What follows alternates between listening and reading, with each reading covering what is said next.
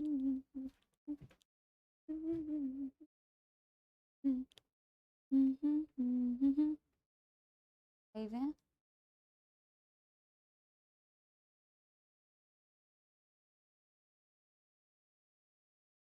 Hello hello, नमस्कार नमस्कार नमस्कार, good evening good evening good evening, hello hello hello, नमस्कार नमस्कार नमस्कार, very good evening to all of you. Am I audible, am I visible, audio video clear है?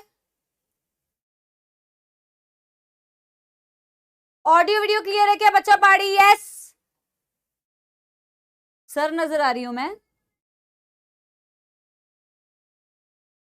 All good, बहुत ही बढ़िया, बहुत ही अच्छा, बहुत ही शानदार बच्चों। तो आज होने वाला है lecture number 5 of human health and diseases. कल हमने क्या पढ़ा था? कल जो पढ़ा था उसका एक बार क्विक रिवीजन करते हैं बच्चों, और फिर आज हम कॉमन डिजीजेस से स्टार्ट करेंगे। ठीक है, जो कॉमन डिजीजेस एनसीईआरटी में दिया हुआ है, हेल्थ एंड डिजीज जो सबसे स्टार्टिंग वाले पार्ट में दिया हुआ है एनसीईआरटी में, वो हम स्टार्ट करने वाले हैं। ठीक है, यस, चलो बहुत ही बढ़िया, बहुत ही बढ़िया, बहुत ही शानदार। अब बेटा आज का टॉपिक होने वाला है, देखो एलर्जी जो बची हुई थी बेटा वो हम कंटिन्यू करेंगे। ठीक है, एलर्जी का कुछ ही थोड़ा बहुत सा बचा हुआ था और एनसीईआरटी की रीडिंग बची हुई थी, वो हम कंटिन्यू करेंगे। फिर हम कॉमन डिजीजेस 1 मैंने इसलिए लिखा हुआ है क्योंकि बहुत सारी कॉमन डिजीजेस है। Common diseases part 1 part 2 part 3 जैसे भी होगी बेटा वैसे हम कंटिन्यू करते रहेंगे और देखते हैं कितनी क्लास में बेटा खत्म हो पाता है। ठीक है, आज कौन सा लेक्चर है? लेक्चर नंबर 5 है ना? हाँ, लेक्चर नंबर 5 ही होगा। चलो ठीक है, अरे यार कहाँ गया? तो सबसे पहले बच्चों करते हैं एक बारी क्विक रिवीजन पिछली क्लास का। ठीक है, ठीक है, चलो मैम आपने बताया था क्या? क्या बताया था मैंने?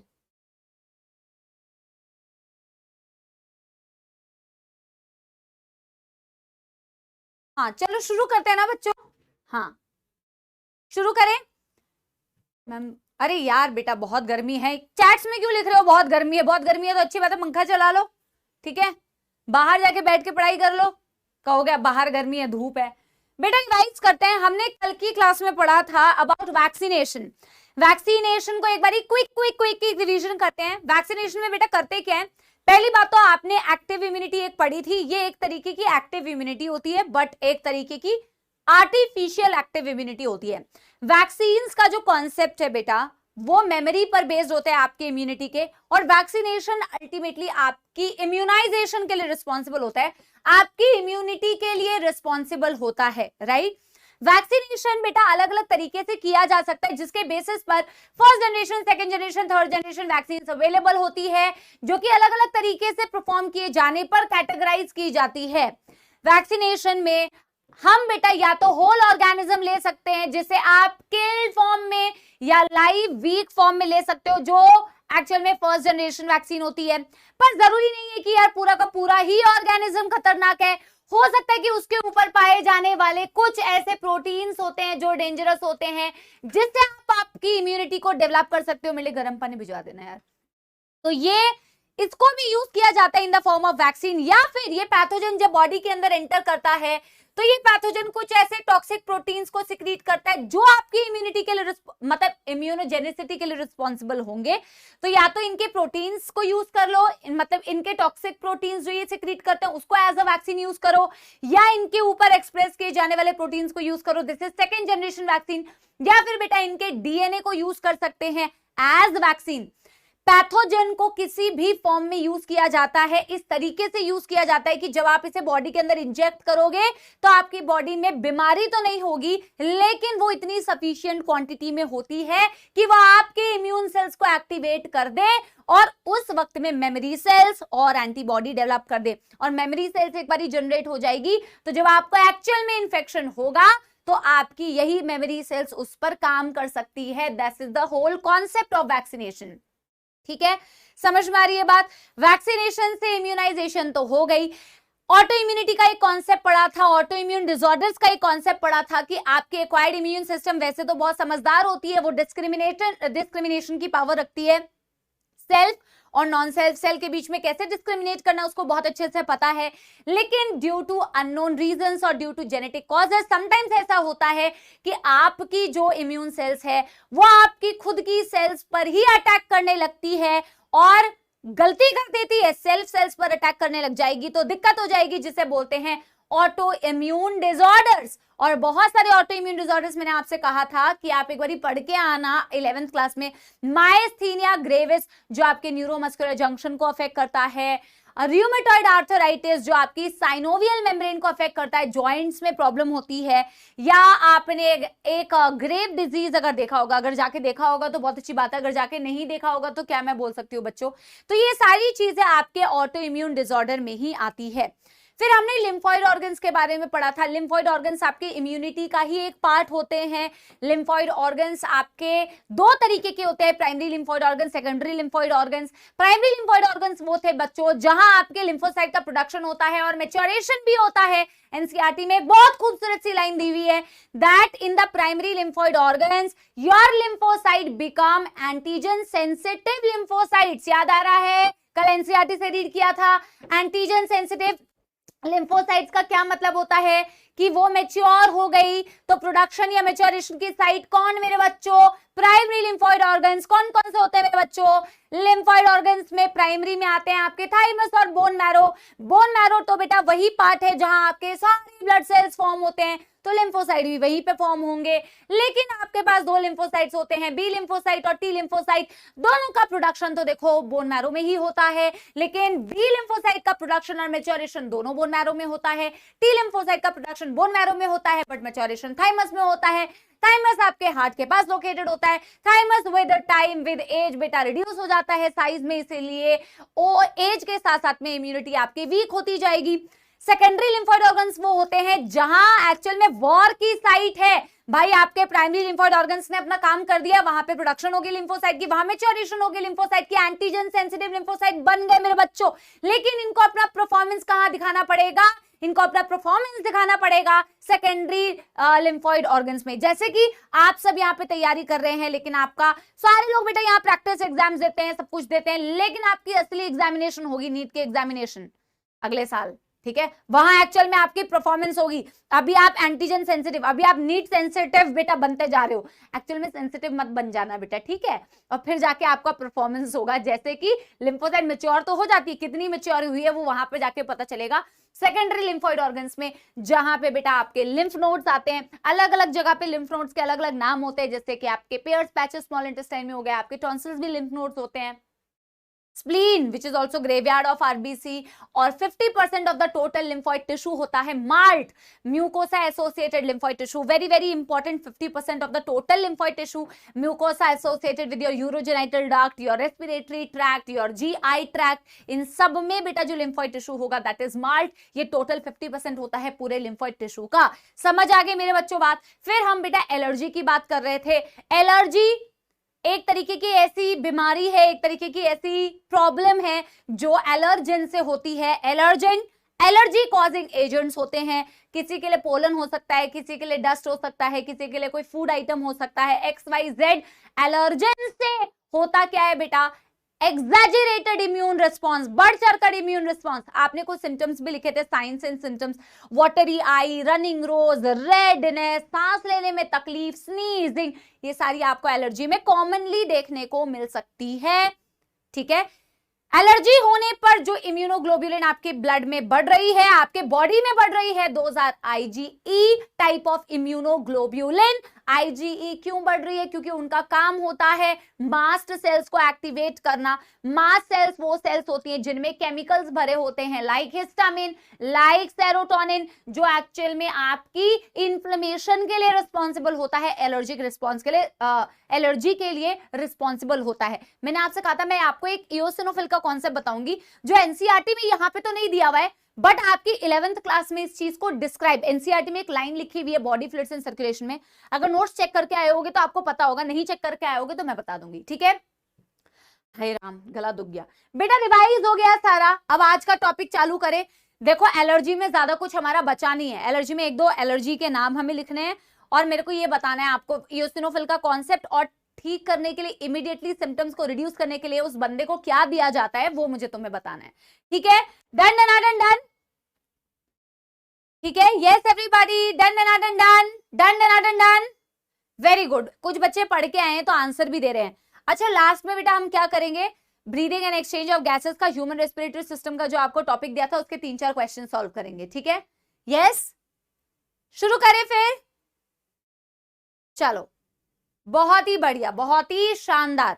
हाँ चलो, पढ़ के आए हो तो ये तो बहुत ही अच्छी बात है यार, ठीक है? बच्चे कम आए हैं क्या?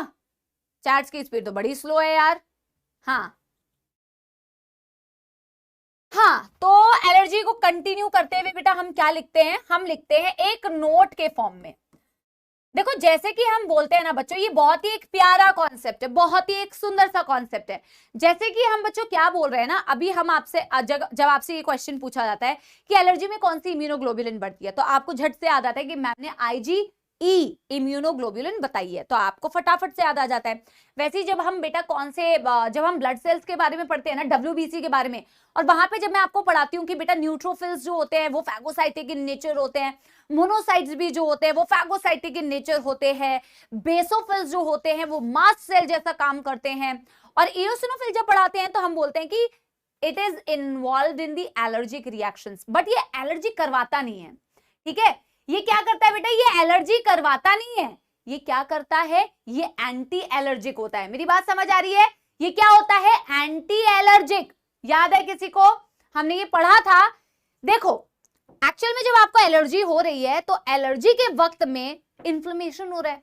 इन्फ्लेमेशन क्यों हो रहा है, मास्ट सेल के एक्टिवेशन से। मास्ट सेल क्या कर रही है, हिस्टामिन जैसे सब्सटेंसेस को रिलीज कर रही है, राइट? तो आपको कुछ चाहिए जो इसके एग्जैक्टली अपोजिट काम करे, राइट? तो देखो वो रिएक्शन तो एलर्जी के वक्त में होगा ही होगा। फिर उसके सिम्टम्स को रिड्यूस करने के लिए, इनफैक्ट आपके एनसीईआरटी में लिखा हुआ है to reduce the symptoms of allergy ना, अपोजिट काम करने वाले सब्सटेंसेस को बॉडी में देना पड़ेगा, राइट? कुछ स्टेरॉइड्स दिए जाते हैं, एपिनेफ्रिन दिया जाता है, एंटीहिस्टामिन दिया जाता है, और इओसिनोफिल जो होता है ना वो हिस्टामिनीडेज एंजाइम प्रोड्यूस करता है, जो कि क्या होता है, एंटीहिस्टामिन, अपोजिट टू हिस्टामिन काम करता है। समझ आ रही है बच्चों? तो ये 11th क्लास का है, इसीलिए मैं इसको एक नोट फॉर्म में लिखवा रही हूं। 11th क्लास में आपने पढ़ा है इसके बारे में, इओसिनोफिल एंटी एलर्जिक होता है, ठीक है? तो ये सिर्फ मैं रिलेट करने के प्रोस्पेक्टिव से बता रही हूं, ताकि जब पेपर आए ना, तो पेपर तो बेटा 11th-12th कंबाइन ही आएगा ना, ठीक है? तो एंटी एलर्जी क्यों होता है, क्योंकि ये एक हिस्टामिन के अपोजिट काम करने वाला हिस्टामिनीडेज एंजाइम रिलीज करता है। This is basically antihistamine. In fact NCERT में बहुत अच्छे से बेटा ये चीज मेंशन की हुई है, बहुत अच्छे से ये चीज मेंशन की हुई है, इंपॉर्टेंट करके मैं नोट डाल रही हूं ये, to reduce the symptoms of allergy, to reduce the symptoms of allergy। बेटा देखो हिस्टामिन प्रोड्यूस हो रहा है तो उसके अपोजिट काम करने वाला कोई एक चीज दे दो, एंटी हिस्टामिन बाहर से दे दो, ठीक है? In the same way breathing में डिफिकल्टी हो रही है बेटा, एज्मा में होता क्या एक्चुअल में, अगर आपको पता है थोड़ा बहुत भी तो एक बार आप मेरे को बताओ। एज्मा या अस्थमा में एक्चुअल में होता क्या है? अस्थमा एक तरीके की बेटा एलर्जी की तो प्रॉब्लम है, एलर्जी की डिसऑर्डर है, राइट? एग्जाम्पल में हम यही लिखेंगे, हे फीवर जो पोलन ग्रेन्स की वजह से होता है, या अस्थमा बेटा, है ना, जो कि अगेन एलर्जी की है। तो अस्थमा में होता क्या है? हाँ मैम 11th में आपने एक टेबल बनवाई थी, उसमें ये है, बिल्कुल बिल्कुल सही। यार पानी भिजवा दो कोई प्लीज। यस, अरे ब्रीदिंग प्रॉब्लम तो होती है, लेकिन आपको याद है कि एक्चुअल में वो जो ब्रीदिंग प्रॉब्लम होती है, हमने एक चीज लिखी थी, स्पैज्म इन द, एक्चुअली मुझे गर्म पानी चाहिए, spasm in the smooth muscles of bronchi and bronchioles, ठीक है? तो हाँ, एक बच्चा कह रहा है सांस फूलती है, ठीक है, एक्चुअल में मैं ये कहना चाह रही हूँ बच्चों, जैसे कि हमने बोला ना कि ब्रीदिंग डिफिकल्टी हो रही है, तो आपको ऐसा कुछ देना पड़ेगा जो आपके रेस्पिरेटरी पैसेज में ये जो ब्रोंकाई और ब्रोंक्यूल्स हैं, जिनकी मसल्स, इसको बनाना मत, ये सिर्फ समझाने के पर्सपेक्टिव से बता रही हूँ। जैसे ट्रेकिया है, फिर ब्रोंकाई होती है, फिर ब्रोंक्यूल्स होते हैं ना, तो इनका जो बेटा डायमीटर है ना, ये क्या हो जाता है, ये डायमीटर बहुत ज्यादा नैरो हो जाता है, बहुत ज्यादा नैरो हो जाता है, जिसकी वजह से आपको सांस लेने में तकलीफ हो रही होती है। तो जैसे हमने हिस्टामिन के अपोजिट काम करने के लिए, हमने उसके सिम्टम को रिड्यूस करने के लिए एंटी हिस्टामिन भी दिया बाहर से, वैसे ही हम एपिनेफ्रिन भी दे सकते हैं। एपिनेफ्रिन या एड्रीनलिन आपने सुना है ना, हार्मोन का नाम, इसे देते हैं। ये क्या करता है ना बेटा, ये इसका जो ल्यूमन छोटा हो गया है ना, इसके ल्यूमन को नॉर्मल करने के काम में आता है। ठीक है, समझ में आ रही है बच्चों बात? तो बेसिकली ये सारी वो सब्सटेंसेस को देना पड़ेगा आपको उस इंसान को जिसको एलर्जी हुई है, जो आपके एलर्जी के वक्त में जो जो चीजें बढ़ रही थी ना बेटा, उसको रिड्यूस करने के काम में आएगा। तो एंटी हिस्टामिन दे दो, या तो बेटा आप क्या दे दो, जैसे मैंने बोला एपिनेफ्रिन, जिसको एड्रेनलिन भी बोलते हैं, या बेटा स्टेरॉइड्स आपके एनसीईआरटी में लिखे हुए हैं, स्टेरॉइड्स जैसे कि कॉर्टिसोल। कॉर्टिसोल भी एंटी इंफ्लेमेटरी होता है, तो ऐसे कुछ चीजें को अगर आप दोगे तो आपकी जो इंफ्लेमेटरी रिएक्शंस है वो रुक सकती हैं। ठीक है, तो very very important, according to NCERT, to reduce the symptom of allergy, anti histamine can be given बच्चों। एंटी मतलब अपोजिट, या एपिनेफ्रिन दे सकते हो, एपिनेफ्रिन जिसको हम एड्रेनलिन भी बोलते हैं।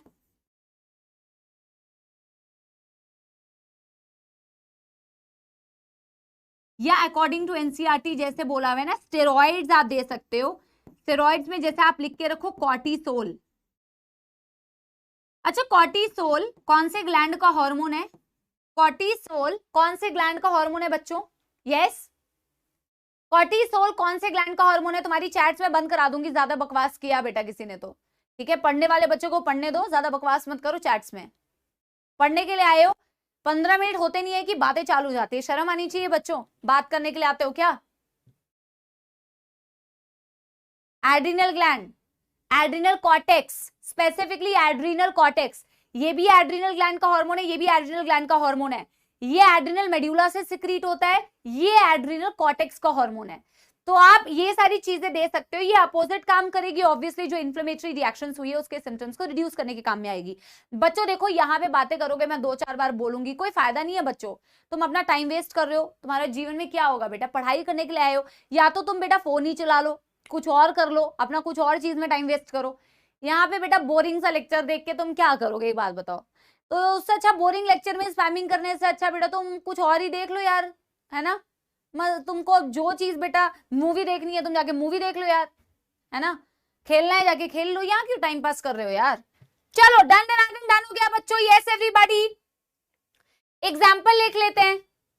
क्यों करते हो बच्चों, क्यों करते हो? 15 मिनट 15 मिनट पढ़ने वाले बच्चों को क्यों बेटा तुम डिस्टर्ब कर रहे हो? मेरे को भी डिस्टर्ब कर रहे हो, पढ़ाने वाले को। ठीक है, चलो स्टार्ट करें एवरीबॉडी। यस, नहीं नहीं, मैं उनके लिए बोल रही हूँ बच्चा, तुम लोगों के लिए नहीं। एक बार ही डन हो गया, अगले पेज में बढ़ जाऊं, चैट्स में ऑफ कर दूंगी एब्सोल्युटली। हाँ, डन हो गया है ना? अब बेटा देखो, एक दो एग्जांपल लिख लो। हे फीवर बहुत कॉमनली एलर्जिक रिएक्शन होता है ड्यू टू पोलन ग्रेन्स। आपने अस्थमा के बारे में सुना है, अस्थमा में एक और कंडीशन आपको बताती हूं, जब कोई इंसान बहुत ज्यादा बेटा हाइपर सेंसिटिविटी शो करता है। जैसे ऐसा नहीं है कि आपको छोटी मोटी एलर्जी हुई तो डेथ ही हो जाएगी, ऐसा नहीं होता है। छोटी मोटी एलर्जिक रिएक्शंस जो आप पढ़ते हो, लेकिन कई बार बेटा ऐसा होता है कि कोई इंसान इतना ज्यादा सेंसिटाइज हो जाता है, उसके मास्ट सेल इतना ज्यादा एक्टिवेट हो जाते हैं, थैंक यू भैया, मास्ट सेल्स इतना एक्टिवेट हो जाते हैं बच्चों, जिसकी वजह से ना डेथ भी हो सकती है, जिसकी वजह से डेथ भी हो सकती है। ठीक है, उसे बोला जाता है anaphylactic shock. Anaphylactic shock extreme allergy condition है, जिसमें बेटा मास्ट सेल के इतना ज्यादा हाइपर सेंसिटिव हो जाएगी कि पर्सन में इवन डाई। पता नहीं एनाफाइलैक्टिक शॉक एनसीईआरटी में दिया है या नहीं, एनसीईआरटी तो हम रीड करेंगे साथ के साथ, अगर नहीं दिया होगा तो आप टोटली स्किप कर सकते हो, नो प्रॉब्लम विद दैट। ठीक है, मैं थोड़ी देर के लिए बेटा चैट्स ऑफ कर देती हूँ।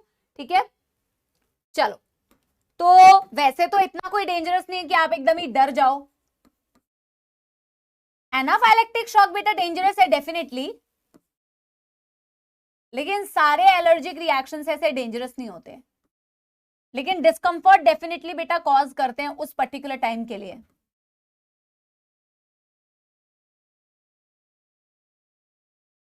Allergic reaction due to pollen,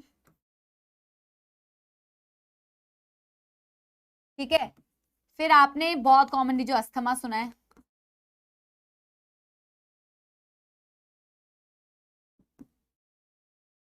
spasm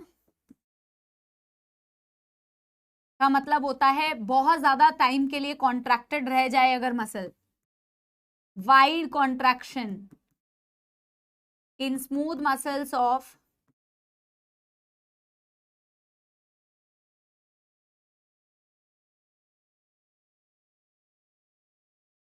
bronchi and bronchiole, ठीक है।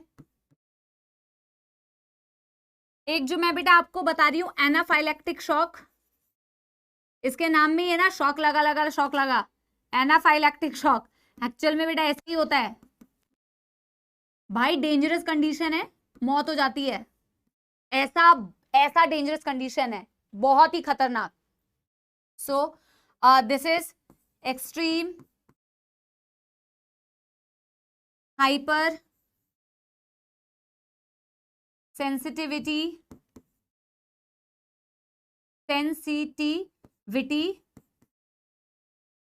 and activation of mast cell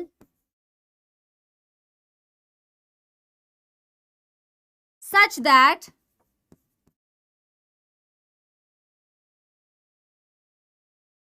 the person may even die. The person may even die. मौत भी हो सकती है, ठीक है। फटाफट से बेटा इसे नोट कीजिए, फटाफट से इसे नोट कीजिए।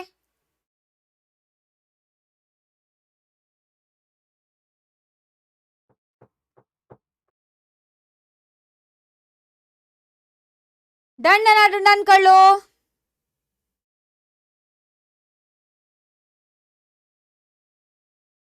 मैं 2 मिनट का टाइम दे रही हूं, मैं चैट से भी ऑन नहीं कर रही हूं बच्चों, ठीक है।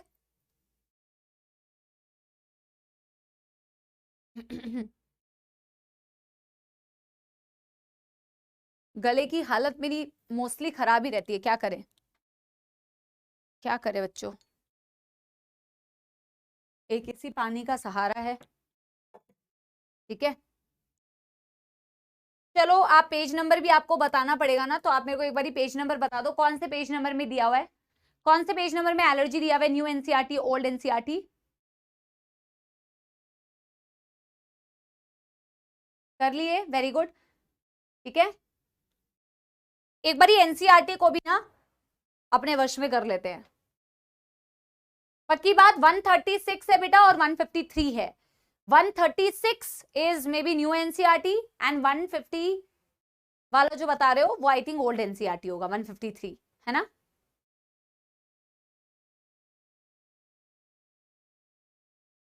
चलो चलो एक बार रीड करते हैं। when you have gone to a new place and suddenly you start sneezing and wheezing for no explained reason, and when you went away your symptoms also disappeared. Did this happen to you? Some of us are sensitive to some particles in the environment. The above mentioned reaction could be because of allergy to pollen, mites, etc. which are different in different places. देखो allergy causing agents अलग अलग हो सकते हैं, किसी को might say भी allergy हो रही है, किसी को एनिमल हेयर से भी एलर्जी होती है, किसी को डस्ट से एलर्जी हो रही है, किसी को पोलन से एलर्जी हो रही है, किसी को मशरूम से एलर्जी हो रही है, किसी को किसी वेजिटेबल से एलर्जी हो रही है, किसी को तो इनफैक्ट बेटा दाल, चावल, दूध, इन सब से भी एलर्जी हो सकती है। तो अलग अलग लोग अलग अलग चीजों से एलर्जिक होते हैं, ठीक है। होता क्या है, द एग्जैजरेटेड बढ़ चढ़कर जो इम्यून रिस्पॉन्स है to certain antigens present in the environment are called allergy, ठीक है। These substances to which such immune response is produced are called as allergen, जिसके अगेंस्ट में ऐसे ओवर एक्सप्रेशन आपके इम्यून सिस्टम का शो होगा, exaggerated response होगा, उसको आप एलर्जन बोलते हो, ठीक है। The antibodies produced to these are of type E. इससे देखो सवाल बनता है, इससे क्या बनता है, इससे सवाल बनता है। Common example of allergens are mites in the dust, ठीक है, pollens, animal dander, animal dander मतलब एनिमल हेयर, ठीक है। Symptoms of allergic reactions include seasoning, watery eye, running nose, difficulty in breathing. ये सारी चीजें बेटा हम कर चुके हैं। इसका Hindi translation I don't think कि आपको जरूरत है, आपको समझ में आ रहा है कि नाक बहना, आंखों से पानी बहना, रेडनेस, ये अंग्रेजी मतलब है, इसीलिए सीधे सीधे रीड करती जा रही हूँ, ठीक है। Allergy is due to release of chemicals like histamine and serotonin from the mast cell. And जिनको नहीं पता है उनके लिए मैं एक चीज बता देती हूँ, हिस्टामिन जो होता है वो इज अ वैसोडाइलेटर। अगर जिसको नहीं पता है वो अपनी एनसीईआरटी में लिख सकता है ये बात। इट इज अ वैसोडाइलेटर, मतलब जो आपके ब्लड वेजल्स का डायलेशन कर दे। ये आपकी ब्लड वेजल्स है, आपकी ब्लड वेजल को डायलेट कर दे। सेरोटोनिन जो होता है बेटा वैसोकॉन्स्ट्रिक्टर होता है, ठीक है। And histamine is a vasodilator, ठीक है। For determining the cause of allergy the patient is exposed or injected with very small doses of possible allergen and the reactions are studied। अगर आपको पता करना है, आपने देखा भी होगा कई लोग अपने एलर्जिक टेस्ट भी कराते हैं। तो जब एलर्जिक टेस्ट करवाते हैं ना बच्चों, तो बहुत स्मॉल क्वांटिटी में क्या करते हैं आप एलर्जेंस को, जिससे आप एक्सपेक्ट कर सकते हो, आप सोच रहे हो कि शायद उससे आप एलर्जिक हो गए, उसके बहुत बहुत बहुत स्मॉल डोजेस को बॉडी में इंजेक्ट किया जाता है ताकि आप ऐसी हाइपर सेंसिटिविटी बहुत ज्यादा शो ना करो। बट जब आप उसके रिस्पॉन्स को बॉडी में स्टडी करते हो तो आपको ये समझ में आ सकता है कि किसके इंजेक्ट करने पर आपकी आईजीई इम्यूनोग्लोब्यूलिन का प्रोडक्शन हुआ, जिससे आप ये समझ पाओगे कि आप पर्टिकुलरली किस चीज के लिए एलर्जिक हो, ठीक है। The use of drugs like antihistamine, adrenaline and steroids जैसे कि cortisol quickly reduces the symptom of allergy. Somehow, modern day lifestyle has resulted in lowering the immunity and more sensitivity to allergens, and more children in metro cities of India suffer from allergies and asthma due to sensitivity of the environment। ये बहुत ही एक मतलब सरल सी बात है। हम बोलते हैं ना बच्चों कि इम्यूनिटी ज्यादा से ज्यादा तब डेवलप होती है, मानते हो कि नहीं एक बार मेरे को बताओ।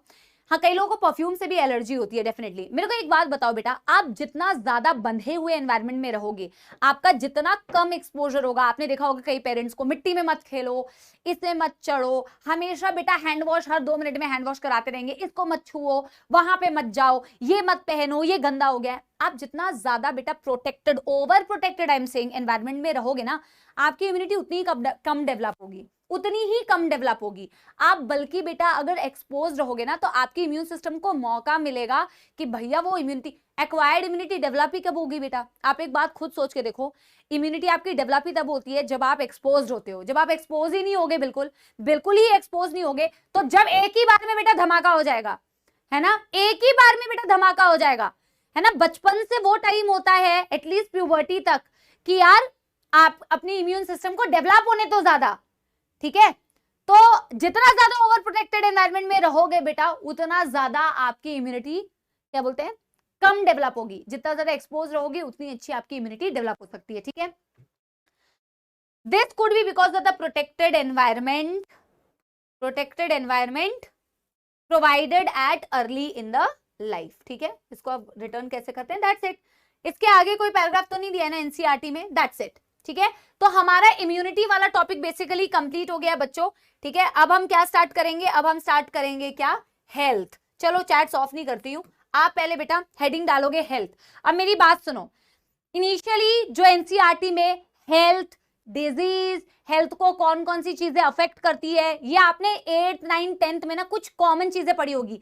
कम्युनिकेबल डिजीज क्या होता है, नॉन कम्युनिकेबल डिजीज क्या होता है, इन्फेक्शियस डिजीज क्या होता है, हेल्थ की वर्ल्ड हेल्थ ऑर्गेनाइजेशन ने क्या डेफिनेशन दी है। इनिशियल में बहुत बेसिक बातें हैं, बहुत ही बेसिक बातें हैं, ठीक है, लेकिन वो बेसिक बातें जरूरी है, ठीक है, कि हेल्थ क्या है, डिजीज क्या है, and different type of categories of the different type of disease, जन्म से जो होती है, जो आप एक्वायर करते हो। इसके बाद बेटा हम कॉमन डिजीजेस पढ़ेंगे। तो मैं पहले आपको ये बताना चाहती हूँ कि आप कॉमन डिजीजेस में कुछ बैक्टीरियल डिजीजेस पढ़ोगे, कुछ वायरल डिजीजेस पढ़ोगे, कुछ फंगल डिजीजेस पढ़ोगे, कुछ हेलमिंथ डिजीजेस पढ़ोगे, कुछ प्रोटोजोअल डिजीज पढ़ोगे, एड्स पढ़ोगे और कैंसर पढ़ोगे। जब कैंसर तक हो जाएगा तब आपकी डिजीजेस सारी कंप्लीट होंगी। तो कैंसर इटसेल्फ बहुत बड़ा टॉपिक है, एड्स अपने आप में बहुत बड़ा टॉपिक है। और ये जो इनिशियली बेटा कॉमन डिजीजेस दे रखी है, अब मेरा आपके पास एक सजेशन है। ये सजेशन है कि आप कोई भी bacterial disease, viral disease, fungal disease, helminth disease का लाइफ साइकिल मत करना अगर एनसीईआरटी में नहीं दिया है। जैसे एनसीईआरटी में प्रोटोजोअल डिजीज में बेटा मलेरिया की लाइफ साइकिल दी है, तो उसका लाइफ साइकिल आपको पढ़ना है। लेकिन अभी एस्कैरियासिस के बारे में दिया हुआ है, आप एस्कैरिस की लाइफ साइकिल देखने लग जाओ, या अमीबियासिस दिया हुआ है, अमीबियासिस में आप लाइफ साइकिल देखने लग जाओ, कोई जरूरत नहीं है। तो कोई भी फालतू की चीज नहीं पढ़ना। हम बेटा एक्चुअल में डिजीजेस को पढ़ेंगे ही कुछ इस तरीके से टेबल के फॉर्म में, ताकि आपको मौत ना आए बहुत ज्यादा। क्योंकि बच्चों को, जो मेरा एक्सपीरियंस है, बच्चों को सिम्टम्स याद रखने में बहुत दिक्कत होती है। इतनी सारी बीमारियां, मैम टाइफाइड का क्या सिम्टम था, अमीबियासिस का क्या सिम्टम था, बट अगर तुम थोड़े तरीके से पढ़ोगे ना बेटा, तो तुमको सिम्टम्स भी याद हो जाएंगे, ऐसी कोई दिक्कत वाली बात नहीं है। चलो anyway, how do you define health, क्योंकि ये तुमने बेटा बचपन से पढ़ा हुआ है, तो आप मुझे एक बार ये बात बताओ कि आप कैसे डिफाइन करते हो। अगर आप किसी आम व्यक्ति से पूछो नॉन साइंस बैकग्राउंड से, तो वो कहेगा यार हमें कोई बीमारी नहीं है, यानी कि हम हेल्दी है। जैसे हमने रिप्रोडक्टिव हेल्थ में बेटा रिप्रोडक्टिव हेल्थ का डेफिनेशन पढ़ा था, रिप्रोडक्टिव हेल्थ का डेफिनेशन पढ़ा था कि सिर्फ आपके रिप्रोडक्टिव ऑर्गन्स का ठीक ठाक काम करना ही रिप्रोडक्टिवली हेल्दी नहीं कहलाता। रिप्रोडक्टिव एस्पेक्ट्स में आप फिजिकली, मेंटली, सोशली, बिहेवियरली कैसे रहते हैं, वो एक रिप्रोडक्टिव हेल्थ को डिफाइन करता है। वैसे ही just to be disease free, सिर्फ बीमारी मुक्त होना हेल्थ को डिफाइन नहीं करता है। Health is the state of complete wellbeing, total wellbeing, physical, mental and social wellbeing of a person. अब बेटा आप ऐसे इंसान को कैसे हेल्दी बोलोगे जिसको बीमारी तो कोई नहीं है, पर वो अपने घर में लड़ाइयां करता है, ठीक है, मारपीट करता है, कमेंट्स में आके बेटा स्पैमिंग करता है, फालतू की बकवास करता है। ऐसे लोग बेटा, ऐसे लोग, अब इसके आगे नहीं जाते हैं, चलो कोई बात नहीं, आपको समझ में आ गया होगा, ठीक है, बहुत ज्यादा हो जाएगा, बट एनीवे आप मेरी बात, आई थिंक मेरी भावनाओं को समझ पा रहे होंगे, है ना। मेंटली सिक, कई लोग मेंटली सिक होते हैं, आप समझ भी नहीं पाओगे कि वो ऐसी घटिया सोच रखते हैं, तो ऐसे व्यक्ति को आप हेल्दी नहीं बोलोगे, तो मेंटली अनफिट है, सोशली स्पैमिंग कर रहा है, अनफिट है, ठीक है। तो complete physical, mental and social wellbeing of a person, ये वर्ल्ड हेल्थ ऑर्गेनाइजेशन की भी डेफिनेशन है, according to WHO, complete aspect, complete wellbeing, ठीक है। समझ आ गई मेरी बात, ठीक है। होते हैं बेटा मेंटली सिक, आप विश्वास नहीं कर पाओगे, आप कितने सारे बेटा डे टू डे लाइफ में शायद ऐसे बेटा इंसिडेंट भी सुनते होगे।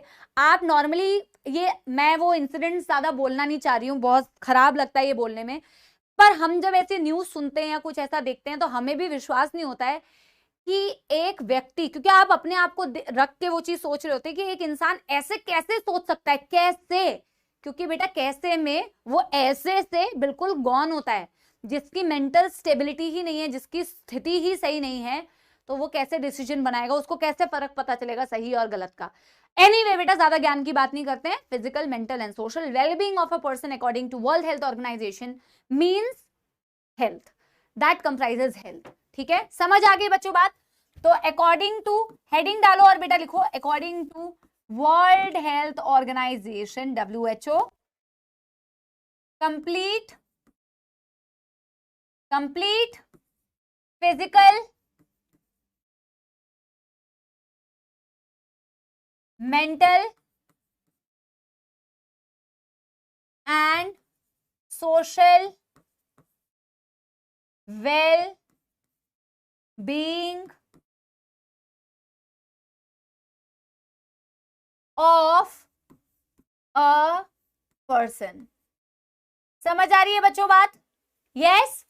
अब आप पहले इसकी डेफिनेशन लिखो और बिना एनसीईआरटी देख के मुझे ये बताओ, हेल्थ को कौन कौन सी चीजें बेटा अफेक्ट कर सकती है। हेल्थ को बेटा कौन कौन सी चीजें अफेक्ट कर सकती है, मतलब आप जनरली अगर सोचो तो आपको क्या लगता है कि हेल्थ को कौन कौन सी चीजें अफेक्ट कर सकती है। फटाफट से इसे नोट करो, ये बहुत जनरल चीजें मैं बता रही हूं बच्चों, ठीक है, बहुत ही बेसिक चीजें, जैसे बेटा आपका फूड, आपकी लाइफस्टाइल, है ना, ठीक है, एक सेकंड बस, आपके पर्सनल हाइजीन, ठीक है। देखो कई तो बेटा, अच्छा एक चीज, हेल्थ को कौन कौन सी चीजें अफेक्ट कर सकती है वो तो बाद में बताऊंगी, पहले मैं ये बताऊंगी कि पहले के ग्रीक साइंटिस्ट और हिपोक्रेट साइंटिस्ट थे ऑब्वियसली, इनके अकॉर्डिंग हेल्दी होने की क्या डेफिनेशन थी, क्योंकि एनसीईआरटी में दिया हुआ है तो हमें ये पता होना चाहिए, ठीक है। अच्छा आप कह रहे हैं कि मैम बहुत सारी चीजें अफेक्ट करती है, हमारा आसपास का माहौल कैसा है, ठीक है, आपकी खुद की पर्सनल हाइजीन कैसे है, नहाते धोते हैं या नहीं, सिर्फ नहाते धोते हैं लेकिन जहां बेड पे बैठते हैं अपने आसपास के एनवायरनमेंट में गंदगी मचाए रखते हैं, खुद तो साफ हैं लेकिन आसपास सफाई नहीं है, ये भी पर्सनल हाइजीन में आता है। अपनी सफाई और अपने आसपास की सफाई इज योर पर्सनल हाइजीन। आप कैसा खाना खाते हैं, आपकी डाइट, क्या आप थोड़ा बहुत बॉडी को हिलाते डुलाते हैं या सिर्फ बेटा एक ही जगह पे पड़े रहते हैं। तो वॉक करने के लिए कहा जाता है, योगा करने के लिए कहा जाता है, एक्सरसाइज करने के लिए कहा जाता है, ठीक है। ये सारी चीजें आपके हेल्थ को अफेक्ट करती हैं, आपकी लाइफस्टाइल, आपकी हाइजीन, आपके food choices, plus of course genetics. अगर बेटा कोई जन्म से ही बेटा कुछ प्रॉब्लम से के साथ में पैदा हुआ है तो ऑफ कोर्स बेटा वो उसकी हेल्थ को अफेक्ट करेंगे। डिजीज कॉजिंग एजेंट्स आपके जो आपके एनवायरनमेंट में प्रेजेंट है वो आपकी हेल्थ को अफेक्ट करेंगे, तभी तो बेटा हम बीमार पड़ते हैं। इतने सारे जो डिजीज कॉजिंग एजेंट्स है कहीं ना कहीं आपकी हेल्थ को अफेक्ट करते हैं। अब देखो ये तो एक बेटा नई डेफिनेशन है, काफी रिसेंट डेफिनेशन है, काफी अच्छी डेफिनेशन है जो हम कह रहे हैं कि यार physical, mental and social wellbeing of a person. पर पहले के टाइम पे कैसे पता चलता था और क्या डेफिनेशन दी गई थी एक हेल्दी इंडिविजुअल को डिफाइन करने के लिए, पहले क्या कहा जाता था। तो अर्ली ग्रीक साइन, बहुत ही बेटा एक फालतू की पर आपको वो फालतू की डेफिनेशन पता होनी चाहिए क्योंकि अब हम उस डेफिनेशन पे बिलीव नहीं करते हैं। तो अगर आप एनसीईआरटी खोल के देखोगे तो एनसीईआरटी कहती है कि पहले के ग्रीक साइंटिस्ट और हिपोक्रेट ये मानते थे कि बॉडी में हमारे कुछ फ्लूइड्स होते हैं। जैसे एक फ्लूइड तो आपको पता है बच्चों, आपका ब्लड, वैसे ही और भी फ्लूइड्स होते हैं जैसे कि आपके लिवर का सिक्रीशन जिसे आप बाइल बोलते हैं, येलो बाइल, ठीक है। तो इन्होंने बोला बॉडी में कुछ ह्यूमर का बैलेंस, जैसे कि ब्लड, ह्यूमर का मतलब भी फ्लूइड होता है, जैसे कि ब्लड, जैसे कि yellow bile secreted by the liver, जैसे कि ब्लैक बाइल, मैं आपको बता रही हूं ब्लैक बाइल क्या होता है, जैसे कि फ्लेम का मतलब होता है कफ। इन चारों फ्लूइड का अगर बॉडी में बैलेंस है तो ऐसे लोग हेल्दी कहलाते हैं, उनका ये मानना था। मेरी बात समझ रहे हो? यस, ठीक है। पहले हम ना बेटा इसे बोलते हैं गुड ह्यूमर हाइपोथेसिस, इसे बोला जाता है गुड ह्यूमर हाइपोथेसिस। पूछा जाएगा, एनसीईआरटी में दिया हुआ है तो कुछ भी पूछेंगे, ये बिल्कुल बेसिक्स है बट बेटा एनसीईआरटी में दिए हैं तो आपको पता होना चाहिए, ठीक है। अरे इनको हमारे पास और भी फ्लूइड है, जैसे आप बोल रहे हो मैम लिम्फ, जैसे कि आप बोल रहे हो सेरिब्रोस्पाइनल फ्लूइड भी है तो बहुत सारे फ्लूइड, बट इन्होंने मेनली इस हाइपोथेसिस में इन फ्लूइड्स की बात करी थी जो मैं आपको बता रही हूं। डेफिनेटली और भी फ्लूइड्स हैं हमारे पास, ठीक है। तो हम क्या लिख रहे हैं, हम क्या लिख रहे हैं कि एक गुड ह्यूमर हाइपोथेसिस दी गई थी। क्या दी गई थी? Good humour hypothesis.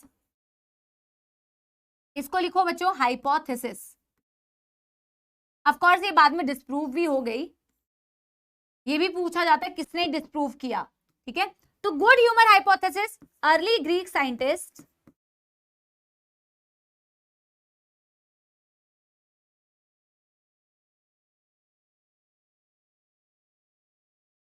and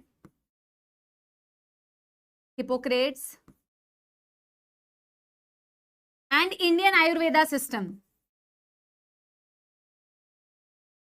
इनका क्या मानना था? इनका क्या मानना था बच्चों? health means balance of certain humors, balance of certain humor, जिसे गुड ह्यूमर बोला कि अगर आपके पास इनका बैलेंस है, कुछ बढ़ा या घटा हुआ नहीं है तो आप हेल्दी कहलाओगे। जैसे कौन से ह्यूमर की मैं बात कर रही हूं बच्चों? मेनली जैसे मैं ब्लड की बात कर रही हूं, आपको पता है येलो बाइल, आपने बाइल जूस के बारे में पढ़ा होगा, बोला जाता है ग्रीनिश येलो या येलोइश ग्रीन। तो येलो बाइल जब ये कह रहे हैं ना तो ये उस फ्लूइड की बात कर रहे हैं जो लिवर से सिंथेसाइज होता है, ये उस फ्लूइड की बात कर रहे हैं जो लिवर से सिंथेसाइज होता है, ठीक है। फिर उन्होंने ब्लैक बाइल की भी बात करी। ब्लैक बाइल देखो क्या होता है ना बेटा, ब्लैक बाइल अगर आप सर्च करोगे कि what is this fluid, of course black in colour क्यों होता है? क्योंकि इसमें डेड आरबीसीज हैं। डेड आरबीसी इकट्ठी होके डेड आरबीसी अगर दिखेगी तो वो उसका कलर ब्लैक कलर का दिखता है, जो usually this is the fluid of spleen. आपको पता है ग्रेवियार्ड ऑफ आरबीसी बोलते हैं, तो वहां से सिक्रीट होने वाला फ्लूइड या किडनीज में से भी सिक्रीट होने वाला फ्लूइड उसको ब्लैक बाइल बोला जाता है, ठीक है। मैं लिख दे रही हूं बाई स्प्लीन एंड किडनी, ठीक है। और एक में क्या बोल रही हूं, फ्लेम, इसे कफ कह लो। इन्होंने बोला भैया, और बहुत ही एक फनी बात है बेटा, एक फनी बात है जो एनसीईआरटी में दी है, तो फनी है तो पूछी भी जाएगी आपसे क्वेश्चन में, तो ऐसे इंट्रोडक्शन को इग्नोर मत करना, इनमें से भी क्वेश्चंस बनते हैं और बने हैं बेटा नीट में। इनके अकॉर्डिंग, ये तो बेटा नई डेफिनेशन है जो हम डेफिनेशन पढ़ते हैं, physical mental social wellbeing of a person. इनके अनुसार, इंडियन आयुर्वेदा सिस्टम के अनुसार, अर्ली ग्रीक साइंटिस्ट के अनुसार, good health means balance of fluid in the human body. हमारी बॉडी में अगर इनका बैलेंस है तो हम हेल्दी हैं। और इन्होंने एक लाइन कही, पीपल विद ब्लैक बाइल, सुनना मेरी बात, पीपल विद ब्लैक बाइल, जिनमें पीपल विद ब्लैक बाइल का मतलब है जिनमें ब्लैक बाइल ज्यादा है, people with black bile belonged to hot personality. इन्होंने क्या कहा, people with black bile belonged to hot personality. अब ये वो वाली हॉट पर्सनैलिटी नहीं है जो आप सोच रहे हैं, ये वो हॉट पर्सनैलिटी नहीं है जो आप सोच रहे हैं, ऐसा इन्होंने कहा। देखो अगर तुम लॉजिकली सोच के देखो, जो उन्होंने शायद सोचा होगा कि यार जिसमें डेड आरबीसी ज्यादा दिख रही है, तो यानी वो बंदे में प्रॉब्लम तो है, वो बीमार है, शायद वो उसकी हेल्थ सही नहीं है, इतनी ज्यादा डेड आरबीसी तो नहीं दिखनी चाहिए अगर ब्लैक बाइल ज्यादा है। मेरी बात समझ रहे हो? यस। बट इनके अनुसार कि जिनमें ब्लैक बाइल ज्यादा होगा ना, belong to hot, hot personality में कहने का मतलब उनको फीवर होगा, उनको फीवर होगा। हॉट मतलब टच करोगे तो फीवर है ना, हॉट, फीवर इज हॉट, ठीक है। लेकिन इनके अनुसार था वो, उसको डिस्प्रूव कर दिया कि इन्होंने, विलियम हार्वे ने। विलियम हार्वे ने कहा कि ऐसा कुछ नहीं है भाई, कि जिनमें ब्लैक बाइल है तो यानी कि उनको फीवर होगा, ठीक है। अब जिनको भी ब्लैक बाइल आता तो उनको लगता था कि उनको फीवर है, दे बिलोंग्ड टू हॉट पर्सनैलिटी, ठीक है। उन्होंने थर्मोमीटर से जब चेक किया कि भाई जिनमें ब्लैक बाइल है लाओ हम थर्मोमीटर से चेक करते हैं, तो उनमें नॉर्मल टेम्परेचर दिख रहा था, तो उन्होंने बोला ऐसा कुछ नहीं है भाई, ठीक है, ऐसा कुछ नहीं है। तो William Harvey was the one who disproved this good humour hypothesis. उन्होंने कहा कि ऐसा कुछ नहीं होता है भाई उन्होंने सीधा सीधा बेटा उन्होंने डबल सर्कुलेशन को डिस्कवर किया था, बाय द वे, अगर तुम्हें नहीं पता हो। उन्होंने बोला कि भाई थर्मोमीटर से मेजर करके देख लो, जो आप कह रहे हो ये वाली बात बिल्कुल ही गलत है। पर जो भी गलत बात है बेटा, वो गलत बात क्या कही गई थी वो भी आपको जानना जरूरी है, क्योंकि पूछा जाता है, ठीक है। तो मैं इसके साथ में बेटा एक पॉइंट लिख रही हूं कि इनके अनुसार people with black bile, people with black bile belonged to hot personality. बेटा मैं उसका कंटिन्यूएशन यहां लिख रही हूं, belonged to hot personality and would have fever, and would have fever.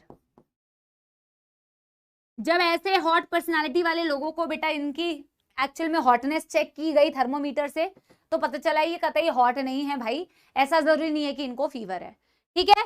समझ आ रही है बच्चों बात? ठीक है।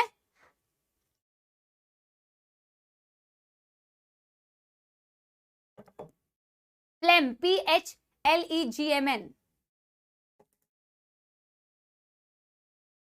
कोई दुखदायक समस्या बेटा यहां तक?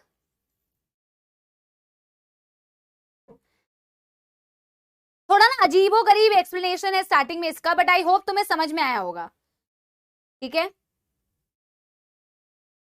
दिक्कत हो तो बता सकते हो, ठीक है, दिक्कत हो तो बता सकते हो।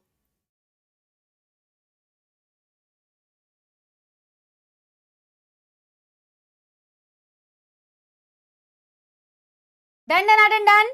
अरे साउंड परफेक्ट है भाई, कैसी बातें कर रहे हो। और आप लोगों ने लिख लिया है क्या? इसके आगे हमें एक ही सेंटेंस लिखना है, William Harvey who discovered the blood circulation, he disproved this good humour hypothesis. उन्होंने इस गुड ह्यूमर हाइपोथेसिस को बच्चों डिस्प्रूव कर दिया था। एक नोट डाल के ये वाली बात लिखेंगे, फिर हम लिखेंगे कि डिजीजेस कितने टाइप की होती है, और बेटा कौन कौन सी चीजें, कौन कौन से फैक्टर्स ऐसे होते हैं जो आपके हेल्थ को अफेक्ट करते हैं, ठीक है। पक्की बात?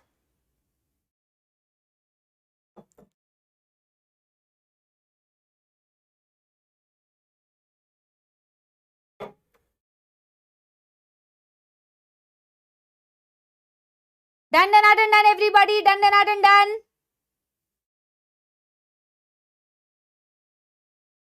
चलो एक नोट डाल के लिखते हैं, इंपॉर्टेंट नोट है बच्चों, विलियम हार्वे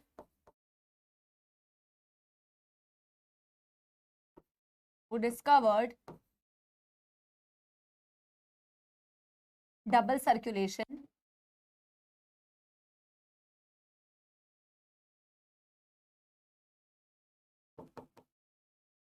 disproved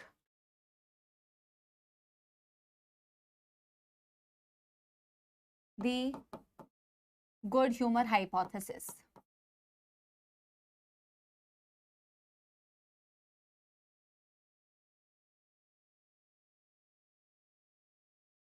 ठीक है अंकिता बेटा, धन्यवाद। Anyone from Aakash here? No, everybody is from पाताल। ठीक है, आप कहां से टपके हैं बेटा?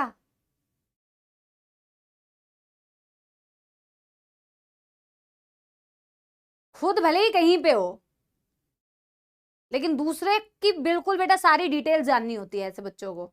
चलो, तरुण कह रहे हैं मैम नहीं समझ आया, मैम नहीं समझ आया। बेटा रोने से कुछ नहीं होगा, पढ़ ले।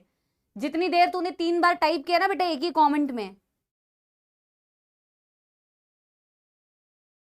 कमेंट में टाइप कर रहा है मैम नहीं समझ में आया। बेटा इतना टाइप करेगा, सुनेगा तभी ना समझ में आएगा। ऐसा तो कुछ समझाया ही नहीं अभी तक जो समझ में ना आए। अगर ऐसी चीजें समझ में नहीं आ रही है तो क्या ही समझ में आएगा। हाँ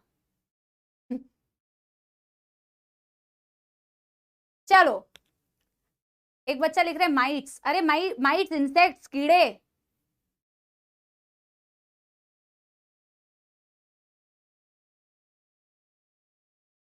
माइट, ऐसे टर्माइट नहीं सुना है तुमने? ठीक है, फ्लेम इज म्यूकस, म्यूकस जैसा सब्सटेंस, कफ। अब उसका एनिमेशन दिखाऊं क्या फ्लेम का? चलो done done done done done done done done. अब बच्चों देखो, बिल्कुल बेसिक सी बात है। अभी भी कोई कहेगा कि ये नहीं समझ में आ रहा, कम्युनिकेबल नॉन कम्युनिकेबल 6वीं कक्षा में पढ़ते हैं। अभी बीमारियां एक्चुअल में बेटा शुरू नहीं की है हमने। ठीक है, हेल्थ को अफेक्ट क्या क्या करता है, जो भी बेटा आपने बातचीत कही सब कुछ हेल्थ को अफेक्ट करता है। आपकी लाइफस्टाइल, आपका जेनेटिक, ऑफ कोर्स जेनेटिक से अगर आ गया तो हम क्या कर सकते हैं, आपका एक्सरसाइज, लाइफस्टाइल में सब कुछ आता है। आपकी ईटिंग हैबिट, आपकी वर्कआउट हैबिट, ठीक है, plus of course infectious agents. आपके आसपास एटमॉस्फेयर में जो डिजीज कॉजिंग एजेंट है ऑफ कोर्स वो भी आपके हेल्थ को अफेक्ट करते हैं। ठीक है, यस। चलो चलो इसको बेटा लिखा जाए। मैंने क्या हेल्थ की डेफिनेशन लिखी है ना, डिजीजेस, डिजीजेस। तो ये डिजीजेस में ये वाली लाइन क्यों लिखी हुई है? हेडिंग, अच्छा एक second. Health is affected by, पहले ऐसे लिखो, number 1 health is affected by, बेटा नंबर 1 जेनेटिक डिसऑर्डर्स। हम अगर बेटा पैदा ही ऐसी चीजों के साथ हुए हैं जिन्होंने हमारे जीन में प्रॉब्लम क्रिएट की है तो ऑफकोर्स लॉन्ग टर्म में जाके या जन्म से ही बेटा वो हमारे हेल्थ को अफेक्ट कर सकती है। ठीक है, ठीक है। नंबर 2 आपकी लाइफस्टाइल, आपकी लाइफस्टाइल कैसे अफेक्ट कर सकती है बच्चों? जैसे कि ना बच्चों, ईटिंग हैबिट्स, यानी कि आपकी फूड हैबिट्स, बेटा ईटिंग हैबिट्स, आपकी स्लीप हैबिट्स। कई बच्चे कहते हैं ना, कई बच्चों को ये लगता है कि बिना सोए, मैं आपको अपना पर्सनल एक एक्सपीरियंस शेयर करती हूँ। एक बार बेटा जीवन में मेरे साथ ऐसा हुआ था जब मैं एक्चुअल में प्रिपरेशन ही कर रही थी। ठीक है, तो एक बार मेरे साथ में ऐसा हुआ था कि मैंने सोचा कि यार एक बार ना बिना सोए देखते हैं। बिना सोए अगले दिन, मेरा अगले दिन पेपर था और मैं बिना सोए बेटा पेपर देने की प्लानिंग कर रही थी। प्लानिंग क्या कर रहा था, किया था मैंने, एग्जीक्यूट भी किया था। तो मैं पूरी रात भर नहीं सोई। ठीक है, अब पता नहीं कई बच्चे कहेंगे नहीं मैं, हम तो कर लेंगे, तुम कर सकते हो बेटा, तुम सुपरमैन हो, मैं नहीं थी। ठीक है, तो हुआ ये कि मैं बिना सोए बेटा पेपर देने के लिए गई थी और मैं आपको बता नहीं सकती, that was the worst day of my life. और मैं अपने डिसीजन पे इतना रिग्रेट कर रही थी कि मेरा दिमाग बेटा काम ही नहीं कर रहा था। बोलते हैं ना, जैसे एक्चुअल में मैं आपको फैक्ट बता रही हूँ, जैसे खाने में कई लोग चाहते हैं कि हम वेट लॉस करें अपनी बॉडी, उनको कभी भी ये मत सोचना कि एक्सरसाइज करना, योगा करना सिर्फ इसलिए होता है कि आपको एक सर्टेन बॉडी टाइप अचीव करनी है, 0 फिगर बनाना है या फिर लड़कों को मसल डेवलप करने, एब्स बनाने, ये टारगेट नहीं होना चाहिए। वर्कआउट करने का, एक्सरसाइज करने का, योगा करने का टारगेट ये होना चाहिए भाई। जब आप बेटा ऐसा वर्कआउट करते हो ना, आपकी बॉडी इतनी फ्लेक्सिबल फील करती है, हल्का फील करती है, आपकी बॉडी लाइट फील करती है। तो वर्कआउट या एक्सरसाइज करने का मतलब ये नहीं होता कि एक सर्टेन बॉडी टाइप को अचीव करना है। ये आपका ये सोचना ही गलत है, उस सोच के साथ में वर्कआउट करना गलत है, ठीक है। इन द सेम वे बेटा, ये सोने वाले जो मैं बता रही, सोना इज वेरी वेरी इंपॉर्टेंट। हम सोचते हैं कि sleep is not important. Sleep आपकी बहुत सारी चीजों को इंपैक्ट करती है। आपकी नींद आपकी पढ़ाई को इंपैक्ट करेगी, ठीक है। आपका जो फूड हैबिट है, कई लोग क्रैश डाइट पे चले आते हैं, खाना नहीं खाओगे तो दिमाग काम ही नहीं करेगा, दिमाग काम नहीं करेगा तो क्या पढ़ाई लिखाई करोगे। तो क्रैश डाइट नहीं, खाओ बेटा, हेल्दी खाओ, अच्छा खाओ। समटाइम्स बेटा ऑफ कोर्स चीट करना इज ओके, इट्स ओके। अपने टेस्ट बड्स को ऐसे मारना नहीं होता कि जो पसंद है वो भी ना खाओ, बट क्रैश डाइट नहीं बेटा। ढंग का खाना खाना और ढंग से एक प्रॉपर स्लीप लेना। सब अपनी बॉडी को जानते हैं, अपनी बॉडी को सब पहचानते हैं कि मेरे को कितने घंटे की नींद चाहिए, तो उतने घंटे की नींद लो, अच्छा खाना खाओ, और थोड़ा बहुत बेटा अपने पढ़ाई करते वक्त भी ना थोड़ा चलते चलते पढ़ लिया करो। नींद आए तो थोड़ा वॉक करके पढ़ लिया करो, थोड़ा ना रूम में भी थोड़ी खिड़कियां खोल लिया करो, तो अच्छा फील होगा। एनीवे मेरे कहने का मतलब है, हर ऐसी चीज बेटा आपके हेल्थ को कहीं ना कहीं इंपैक्ट करती है। तो आपकी लाइफस्टाइल में आपकी ईटिंग हैबिट्स क्या हैं,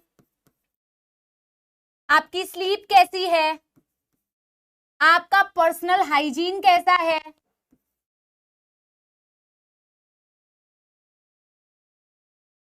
ठीक है, आपका एक्सरसाइज आप करते हो कि नहीं, वर्कआउट योगा आप करते हो कि नहीं, एक्सेट्रा, ठीक है।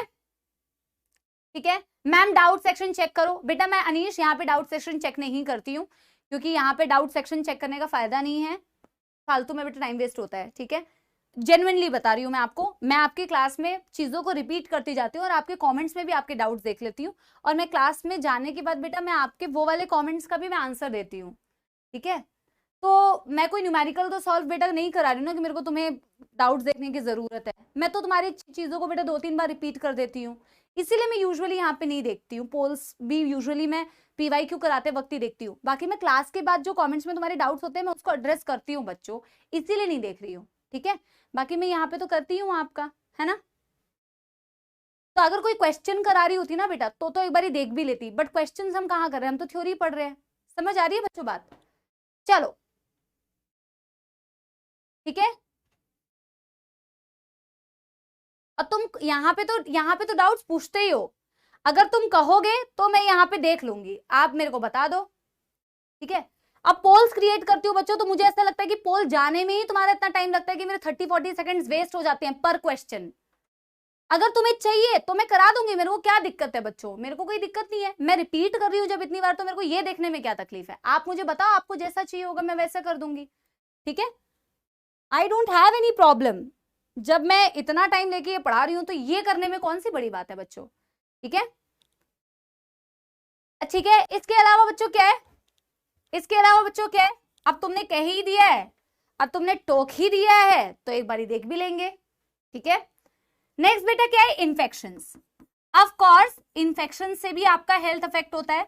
इन्फेक्शंस मतलब बेटा कोई भी अगर डिजीज कॉजिंग एजेंट के कांटेक्ट में अगर आप आओगे, कोई बैक्टीरिया, कोई वायरस, कोई हेलमिंथ, कोई प्रोटोजोआ, तो ऑफ कोर्स आपकी हेल्थ अफेक्ट होगी, ठीक है बेटा। एक्चुअल में ना कई लोग ऐसे बोल के ना फिर मेरे अंदर ना वो कर देते हैं कि मैंने कोई बहुत बड़ी गलती कर दी हो, ठीक है। नहीं मैम ये तो बहुत गलत बात है, तो मेरे को गिल्ट होने लगता है, तो मेरे को गिल्ट, और मैं ऐसी इंसान हूं, मेरे को सच में गिल्ट होता है। मैंने किया हो या नहीं किया हो, अगर मुझे कोई ऐसे बोल देगा ना तो मेरे को गिल्ट होगा, मैं उस गिल्ट में भी देख लूंगी। तो ऐसे मत किया करो यार, क्या बोलूं, ठीक है। इन्फेक्शन मतलब डिजीज कॉजिंग एजेंट्स,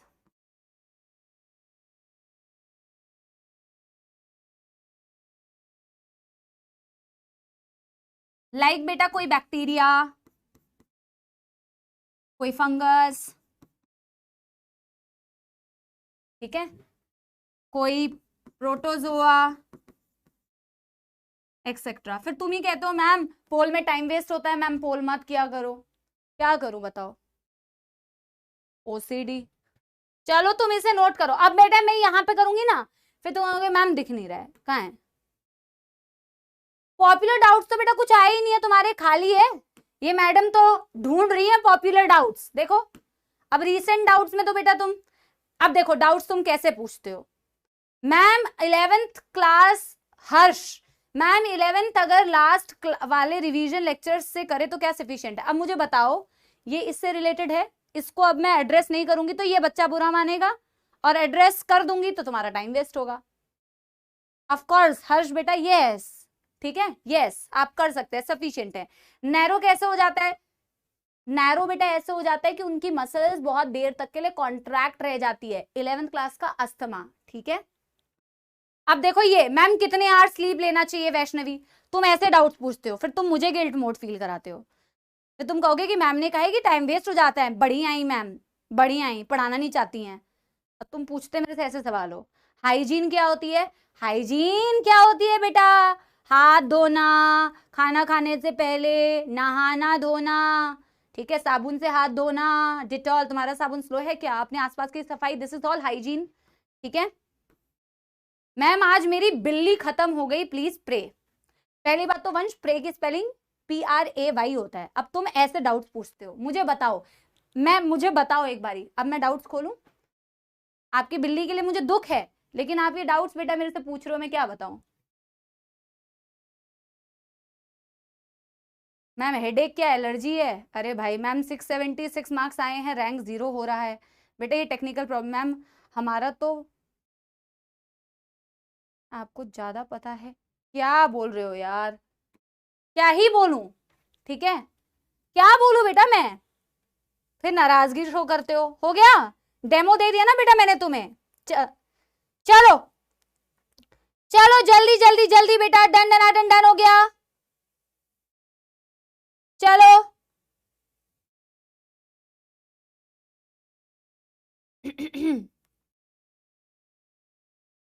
यहां तक हो गया क्या?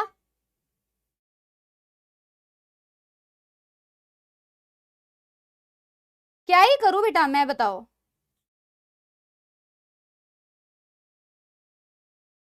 डन, नेक्स्ट करें।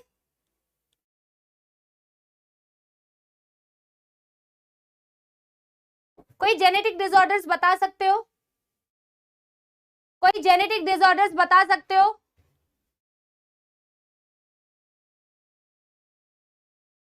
हेडिंग डालोगे बेटा डिजीजेस, हम डिजीजेस को कुछ पार्ट्स में क्लासिफाई कर रहे हैं। कंजेनाइटल डिजीज जो जन्म से आपके पास होती है, यस। और बेटा एक्वायर्ड डिजीज जो आप अपने जीवन में लाइफ टाइम में किसी इन्फेक्टेड पर्सन से गेन कर सकते हो या फिर लाइफ टाइम में एक्वायर करते हो, वो होता है acquired disease, sickle cell anaemia, down syndrome, ठीक है। चलो तो बेटा कंजेनाइटल मतलब क्या बेटा? आपकी इनबॉर्न इम्यूनिटी भी कंजेनाइटल कह सकते हो, इनबॉर्न इम्यूनिटी को कंजेनाइटल, क्योंकि जन्म से आपके पास होती है, जन्म से आप इनबॉर्न, सॉरी इनबॉर्न इम्यूनिटी क्या बोल रही हूं मैं, इननेट इम्यूनिटी, जन्म से आपके पास होती है तो वो कंजेनाइटल। तो congenital disease present since birth,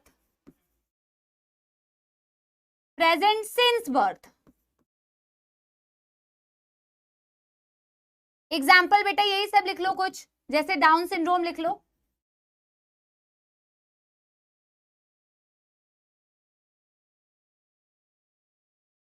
ठीक है। Acquired disease gained during life time, gain during life time. Actual में बेटा हमें इस चैप्टर में एक्वायर्ड डिजीजेस के बारे में ही पढ़ना है, ठीक है, हमें इस चैप्टर में एक्वायर्ड डिजीजेस के बारे में ही पढ़ना है। तो बेटा कैंसर किस तरीके की बीमारी है? कम्युनिकेबल या नॉन कम्युनिकेबल, इन्फेक्शियस या नॉन इन्फेक्शियस? तो आपकी एक्वायर्ड डिजीजेस ऐसी बीमारियां जो आपने अपने जीवन काल में बेटा एक्वायर करी हैं, जो दो तरीके से आप एक्वायर कर सकते हो, एक कम्युनिकेबल या इन्फेक्शियस, एक नॉन कम्युनिकेबल या नॉन इन्फेक्शियस, ठीक है।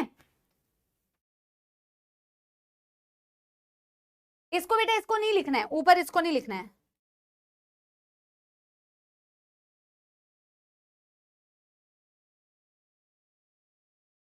हाँ नॉन कम्युनिकेबल। एक्चुअल में बहुत सारे लोगों को, स्पेशली बेटा अनएजुकेटेड गांव के लोग ना, कैंसर को एक बहुत ही, ऑफ कोर्स बहुत ही डेडलियस्ट डिजीज है, बहुत ही खतरनाक डिजीजेस है। आप सबको पता है कि उस पर अभी तक कितना रिसर्च चल रहा है और उस पर कितना सारा काम चल रहा है, and you all know how dangerous it is.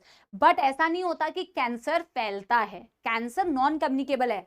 It is one of the most common non communicable disease. लोगों को ये पता नहीं होता और लोग ऐसे कैंसर पेशेंट्स को एकदम अलग कर देते हैं। उसके साथ उठना बैठना नहीं है, उसके साथ खाना नहीं है, ठीक है। हालांकि अब तो लोग फिर भी एजुकेटेड हैं और जानते हैं कि कैंसर इस तरीके से फैलता नहीं है।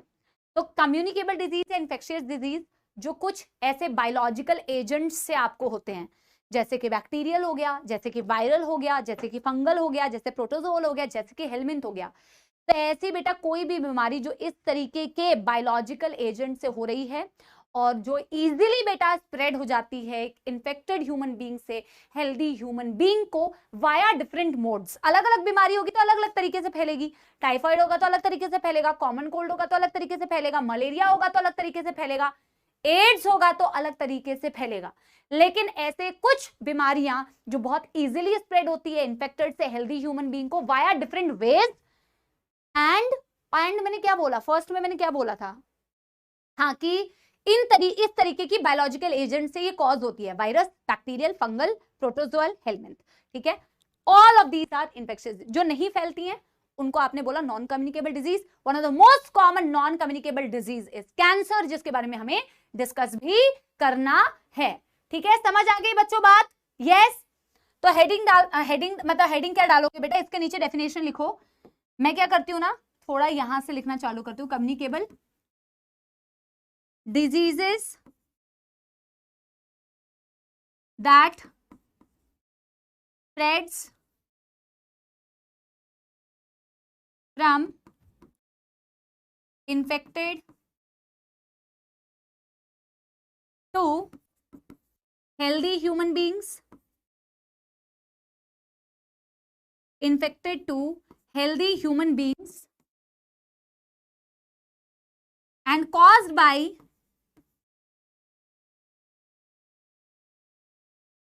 various biological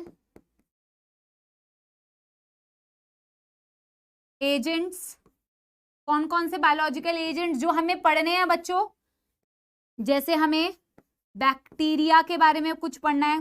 बैक्टीरियल डिजीज में हमें कौन कौन से बैक्टीरियल डिजीज पढ़ने हैं, टाइफॉइड, निमोनिया, जो भी एनसीईआरटी वाले हैं वो बता रही हूं, जो आपने पढ़ने हैं एनसीईआरटी वाले, ठीक है। ऑफ कोर्स वायरल, सबसे कॉमन जो सबको हुआ होगा जीवन में, कॉमन कोल्ड, ठीक है। बाकी के नाम मैं यहाँ पे नहीं लिख रही हूं क्योंकि बेटा जगह नहीं है तो लिख नहीं पाऊंगी, ठीक है। फंगल हो गया, हेलमिंथ हो गया, प्रोटोजोअल हो गया, ठीक है।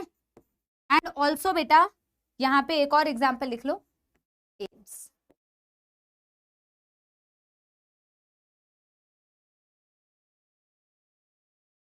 diseases which do not spread from infected to healthy।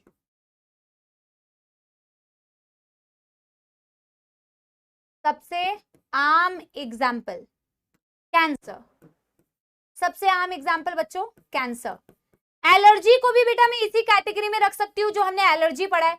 ऐसा तो नहीं है किसी एक बंदे को एलर्जी हुआ और तुमने बेटा उसके कांटेक्ट में तुम आए तो तुम्हें भी एलर्जी हो गया। यस। फंगल के नीचे क्या लिखा है बच्चों, हेलमिंथ लिखा है, हेलमिंथ। प्लेटी हेलमिंथ पढ़ा है ना आपने, एशके हेलमिंथ पढ़ा है ना आपने, तो ये एशके हेलमिंथ में कुछ आपने ऐसे बेटा एग्जांपल्स पढ़े होंगे जो बीमारी कॉज करते हैं। 11th में हमने एशके हेलमिंथ इसमें भी बताया था। और उसके नीचे लिखा है प्रोटोजोअल, ठीक है, उसके नीचे लिखा है बच्चों प्रोटोजोअल। फंगल के नीचे हेलमिंथ लिखा है बच्चों, हेलमिंथ। अरे भाई इतनी गंदे से लिखा है क्या, 2-3 बच्चों ने पूछ लिया। चलो मैं ढंग से लिख देती हूँ भाई, ढंग से लिख देती हूँ।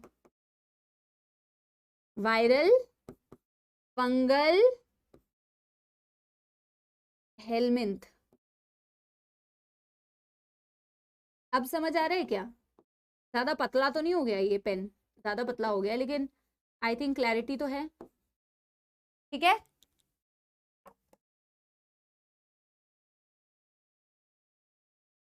हाँ फाइलेरियासिस, बिल्कुल सही, बिल्कुल सही। ठीक है, done done done done everybody, done done done done.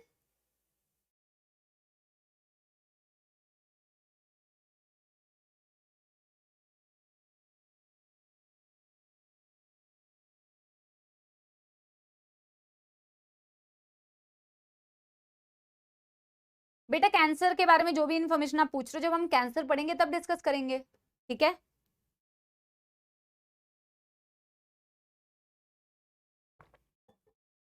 मैंने इसके एग्जाम्पल अभी लिखे नहीं है बच्चों कि फंगल में क्या, हेलमिंथ में क्या, प्रोटोजोअल में क्या, क्योंकि यहाँ जगह नहीं है। लेकिन मैं इन्हीं को तो इंडिविजुअली पढ़ाऊंगी ना अभी आपको। मैं बैक्टीरियल को अलग से पढ़ाऊंगी, वायरल को अलग से पढ़ाऊंगी, फंगल को अलग से पढ़ाऊंगी, तो उसका वेट करो। ठीक है, done done done done done done done done everybody. अब बेटा किसी भी बीमारी को पढ़ने के लिए ना, किसी भी बीमारी को पढ़ने के लिए हम टेबल फॉर्म में पढ़ेंगे।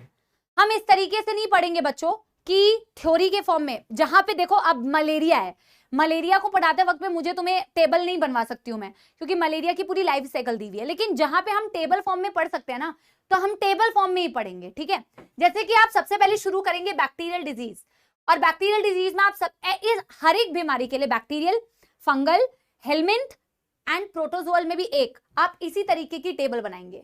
अच्छा एक चीज और बच्चों, एक चीज और प्लीज, बैक्टीरियल डिजीज तो हम लिखेंगे, आई एम सो सॉरी, एक नोट डाल के मेरे को आपसे एक चीज पूछनी है। क्या आपको पता है बच्चों what is a vector and what is a host?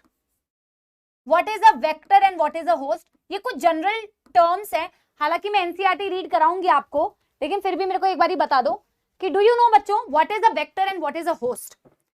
आपने सुना तो होगा ही वैसे, जैसे यहाँ पे बहुत बार यूज होगा ये टर्म ना, इसीलिए पहले पूछ रही हूं। होस्ट बेटा वो ऑर्गेनिज्म है जिसके अंदर कोई भी बीमारी फैलाने वाला एजेंट ग्रो कर रहा होता है, लाइफ साइकिल कंप्लीट कर रहा होता है। ठीक है, चलो नहीं पता है तो मैं बता देती हूँ। ठीक है, नहीं आप लोगों को नहीं पता है, आप लोगों को नहीं पता है, आप वेक्टर पैथोजन बोल रहे हो, गलत बात है। पहली बात तो पैथोजन ही समझाती हूँ, पैथोजन क्या होता है। जैसे बेटा मैं मलेरिया का एग्जाम्पल लेके आपको समझाती हूँ। ठीक है, मलेरिया क्या है? डिजीज है। मलेरिया का एग्जाम्पल, एक एग्जाम्पल से सबको समझ में आ जाएगा। सुनो, मलेरिया क्या है? डिजीज है। ठीक है, मलेरिया का कॉजेटिव एजेंट कौन है? कॉजेटिव एजेंट, उसको करने वाला एजेंट कौन है? कोई भी अगर ये कहेगा ना कि मलेरिया को कॉज करने वाला एजेंट मच्छर है, मच्छर से कॉज नहीं होता है, मच्छर से कॉज नहीं हो रहा है। कॉज करने वाला एजेंट कौन है? प्लाज्मोडियम। कॉज करने वाला एजेंट कौन है? प्लाज्मोडियम, जो कि एक प्रोटोजोआ है। तो प्रोटोजोआ क्या होता है? पैथोजन। बीमारी फैलाने वाला एजेंट कहलाएगा पैथोजन। बीमारी फैलाने वाला एजेंट कहलाएगा पैथोजन। अब बेटा पैथोजन एक इन्फेक्टेड इंसान से हेल्दी इंसान में जा कैसे रहा है? वेक्टर के थ्रू। मच्छर, फीमेल एनोफिलीज मस्कीटो, वो एक इन्फेक्टेड बंदे को बाइट करेगा, फिर हेल्दी बंदे को बाइट करेगा, तो उसने इसको फैलाने में मदद किया, उसने उसको ट्रांसमिट करने में हेल्प किया, तो वो हो गया वेक्टर। मैंने एक दिन वेक्टर का एग्जांपल आपको ऐसे भी समझाया था कि फॉर एग्जांपल बेटा जैसे कि मुझे ही एक एक्स जगह से वाई जगह जाना है, तो मैं पैदल भी जा सकती हूँ, और मैं किसी कैरियर की मदद से भी जा सकती हूँ, एक व्हीकल की मदद से भी जा सकती हूँ। जैसे वो व्हीकल मेरे लिए गाड़ी हो सकती है, साइकिल हो सकता है, बाइक हो सकती है। तो वेक्टर इसी तरीके का कैरियर होता है बेटा, समझ आ गई बात? और होस्ट बेटा जिसके अंदर में वो डेवलप कर रहा होता है। तो आपको ये बात समझ आई? तीनों की चीजें समझ में आई? पैथोजन जो डिजीज कॉजिंग एजेंट होता है वो पैथोजन, वेक्टर जो कैरियर की तरह काम करेगा, एक जगह से दूसरी जगह लेके जाएगा, होस्ट जिसके अंदर आपका पैथोजन अपनी लाइफ साइकिल को कंप्लीट कर रहा होता है, या फिर उसके अंदर जी रहा होता है, सर्वाइव कर रहा होता है। ठीक है ना? तो ये कुछ बेसिक टर्म्स है जो आपको पता होने चाहिए। ठीक है ना? फिर हम बीमारी स्टार्ट कर सकते हैं, क्योंकि आगे बेटा बीमारियों में ये टर्म्स यूज होंगे। तो कुछ कॉमन टर्म्स है जो आपको पता होने चाहिए। तो आई एम सो सॉरी कि मैं, अगर आपने ये नहीं लिखा है ना, तो इसको नोट फॉर्म में लिख लो, क्योंकि बेटा ये छोटी छोटी बातें, छोटी मगर मोटी बातें, इंपॉर्टेंट बातें, जनरल बातें, ठीक है ना। तो वेक्टर हो गया कैरियर ऑफ पैथोजन। पैथोजन क्या हो गया? पैथोजन क्या हो गया? डिजीज कॉजिंग एजेंट, जिसको हम कॉजेटिव एजेंट भी बोलते हैं। और होस्ट क्या हो गया? Where pathogen lives and multiplies, lives and multiplies, ठीक है, ठीक है, डन कर लो बच्चा पार्टी फटाफट से। आई डोंट थिंक तुम्हें मौत आ रही है। और अभी हम एक बहुत ही सुंदर खूबसूरत बेटा डिजीज से स्टार्ट करेंगे, बैक्टीरियल। इनका डब्बा अभी भी खाली है। उस मॉस्किटो को वो डिजीज नहीं होती, नहीं होती मैम, फीमेल मॉस्किटो ही क्यों होती है? सपना बेटा इसका एक्सप्लेनेशन आगे मिलेगा। पैथोजन और वेक्टर में अभी तेरे को डिफरेंस पता चल गया हो गया।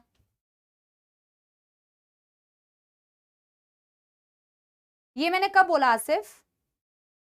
What is the example of vector? अब पता चल गया होगा ऐसा क्यों होता है हमेशा फीमेल मस्किटो। बेटा ये आगे पता चलेगा फीमेल ही क्यों होती है। ह्यूमन भी होस्ट हो सकता है, एब्सोल्युटली ह्यूमन होस्ट होता है बेटा। मेल मस्किटो क्यों नहीं करता है? अरे भाई बताऊंगी मेल मस्किटो क्यों नहीं करता है, ठीक है, क्योंकि नहीं कर सकता है बेटा, क्योंकि नहीं कर सकता है। यहां तक हो गया बच्चों, done done done done. Amanpreet बेटा it is the same thing. Mosquito से डेंगू नहीं होता प्रियांशु, अभी तो बताया, वो सिर्फ फैला रहा है भाई। डेंगू तो डेंगू के वायरस से होगा ना भाई, ठीक है। आप पूछ रहे हैं मैम लैंडस्केप करें या नॉर्मल पोर्ट्रेट में करें, तो आप नॉर्मल पोर्ट्रेट में करो, आपको लैंडस्केप करने की जरूरत नहीं है। बैक्टीरियल डिजीज बेटा स्टार्ट करेंगे। नंबर 1 डिजीज जो हम पढ़ेंगे वो है टाइफाइड। आप पहले ये टेबल बना लो ताकि फिर मैं आपके बनाने के बाद ही बेटा ये स्टार्ट करूंगी। हमने सबसे पहले लिखा हुआ है कॉजेटिव एजेंट, ये नंबर 1 बैक्टीरियल डिजीज है, तो हेडिंग है बैक्टीरियल डिजीज। और बैक्टीरियल डिजीज में हम बेटा 2 बीमारियां पढ़ेंगे, टाइफाइड और निमोनिया। मैं एक स्लाइड में बेटा एक ही बीमारी लिख सकती हूँ, इसलिए मैंने एक ही लिखी है। तो कॉजेटिव एजेंट, लोकेशन मतलब वो कहां रहता है होस्ट की बॉडी के अंदर। एमओटी का मतलब है बेटा मॉलिक्यूलर ऑर्बिटल थ्योरी नहीं है ये, ठीक है। This is mode of transmission, mode of transmission. और उस बीमारी के होने पर बेटा आपको कौन से सिम्टम्स होते हैं। एक बात कहूं बच्चों, बिना सिम्टम्स बताए भी आप सिम्टम्स बता सकते हो। एक सिम्टम होता है, जब हम सब्जेक्टिव पेपर पहले चेक करते थे ना, जब ऑफलाइन में मैंने कभी पढ़ाया था, तो जब मैं पेपर चेक करती थी तो एक सिम्टम तो बच्चा हर बीमारी में बेटा कॉमनली चिपका देता था, और वो सिम्टम होता है फीवर और हेडेक।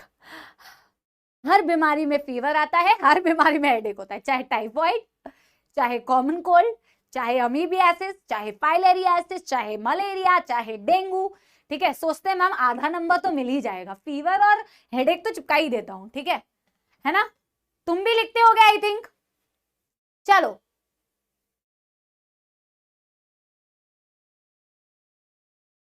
करते होगे ना तुम लोग भी।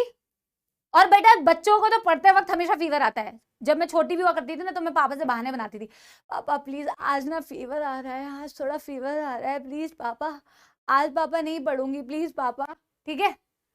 फीवर का नाटक तो बेटा हमेशा रहता है। हम सबसे पहले स्टार्ट करेंगे बच्चों टाइफॉइड से। हम सबसे पहले किससे स्टार्ट करेंगे? टाइफॉइड। तो टाइफॉइड एक बैक्टीरियल डिजीज है which is caused by a bacteria called Salmonella typhi, ठीक है। अच्छा इसके पीछे एक बहुत खूबसूरत कहानी है, सैल्मोनेला के पीछे एक बहुत बड़ी कहानी है कि ये सबसे पहले फैली कैसे थी। तो आपके एनसीईआरटी में बेटा, आपके एनसीईआरटी में एक लेडी के बारे में दिया हुआ है जो कुक थी बाय प्रोफेशन, ठीक है। हाँ, तो जो थी कुक बाय प्रोफेशन उनका नाम था मैरी मेलोन। उनका क्या नाम था? Mary Mallon. लेकिन आज वो हमारे बीच में बेटा इसीलिए फेमस है क्योंकि उनको बोला जाता है टाइफॉइड मैरी। तो उनकी एक बहुत इंटरेस्टिंग सी कहानी है कि वो बहुत अच्छी एक कुक थी। उन्होंने कई सारे बड़े बड़े रेस्टोरेंट में काम किया, लेकिन इसलिए वो फेमस नहीं थी कि वो अच्छा खाना बनाती थी, इसलिए भी फेमस नहीं थी कि वो बेटा बहुत अच्छे रेस्टोरेंट में काम करती थी। वो फेमस गलत रीजंस की वजह से हो गई थी। तो वो बहुत बड़े बड़े रेस्टोरेंट में काम करती थी बच्चों, और वो टाइफाइड की कैरियर थी। कैरियर का मतलब वो इस पैथोजन को अपनी बॉडी में लेके चल रही थी, बट उनके अंदर बीमारी नहीं थी, सिर्फ कैरियर थी, और वो बीमार नहीं पड़ी उनके अंदर कभी, उनको इस चीज से कोई अफेक्ट उनकी बॉडी नहीं हुई, पर वो इस पैथोजन को कैरी कर रही थी। और जब आप बेटा इस बीमारी के फैलने का तरीका देखोगे तो आप समझोगे कि ये इतनी फेमस क्यों हुई। तो ये क्या थी बेटा, इनके अंदर सैल्मोनेला टाइफी था, ये उसकी कैरियर थी, और ये कई सारे लोगों के ना घरों में खाना बनाया करती थी एज अ कुक। ठीक है, ये जो पैथोजन है बेटा ये कैसे फैलता है, ये अगर इन्फेक्टेड इंसान में अगर है ऑफ कोर्स, तो और वो इन्फेक्टेड इंसान क्या कर रहा है बेटा, हाइजीन मेंटेन नहीं कर रहा है, और वो जो खाना बना रहा है उस खाने को कंटामिनेट कर रहा है। कंटामिनेटेड फूड एंड वाटर से बेटा ये एक इन्फेक्टेड इंसान से हेल्दी इंसान को हो जाएगा। तो ये जिस फैमिली में काम करती थी उस फैमिली के लोग बीमार पड़ जाते थे।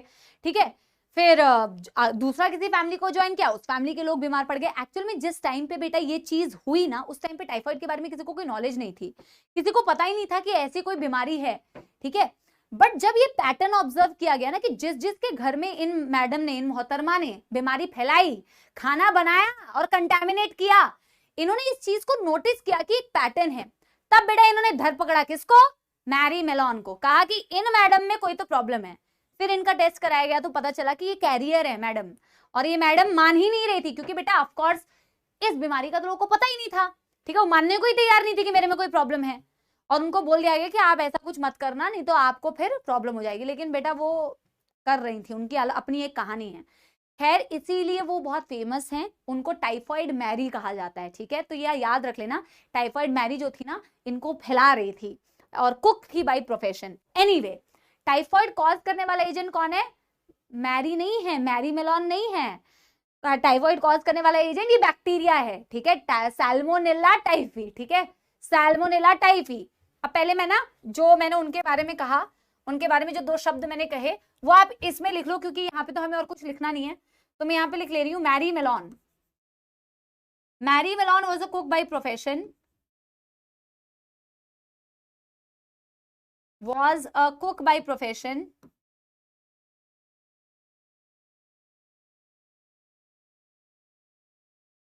and a carrier of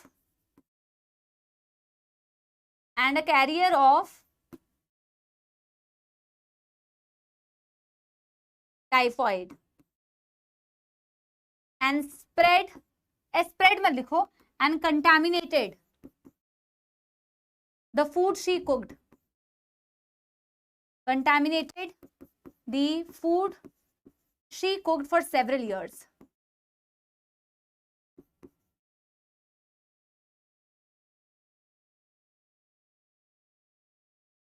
इसीलिए बेटा ये फेमस हो गई, popularly known as Typhoid Mary. बताओ, इनके नाम से टाइफॉइड जुड़ गया बेटा।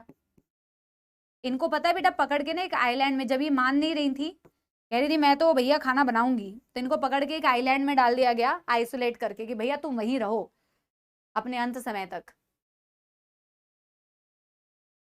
राहुल बेटा पढ़ेगी, एक पढ़ेगी, कह रहे हैं मैरी मेलोन को वेक्टर बोलेंगे।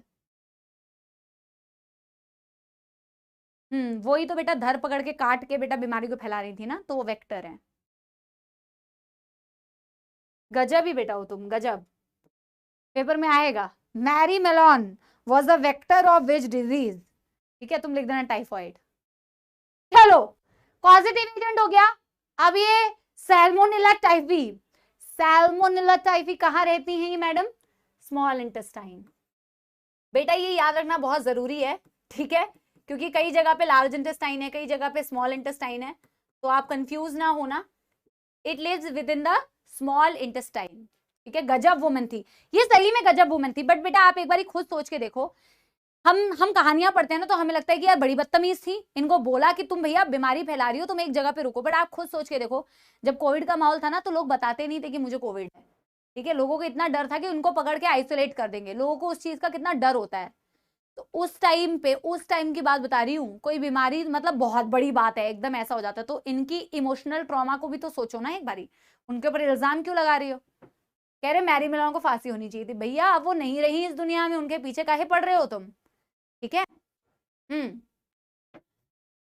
खुद को कोई बीमारी हो जाए ना तो ऑफ कोर्स होता है बेटा, सोशल स्टिग्मा होता है। आपको मैं एक बात बताऊं, लोग वही सेक्सुअली ट्रांसमिटेड डिजीज मैंने जो बताया था आपको, लोग बताना नहीं चाहते हैं, सोसाइटी जज करती है। तुम ही लोग बैठ के भी जज कर रहे हो इसको, देखो, ठीक है।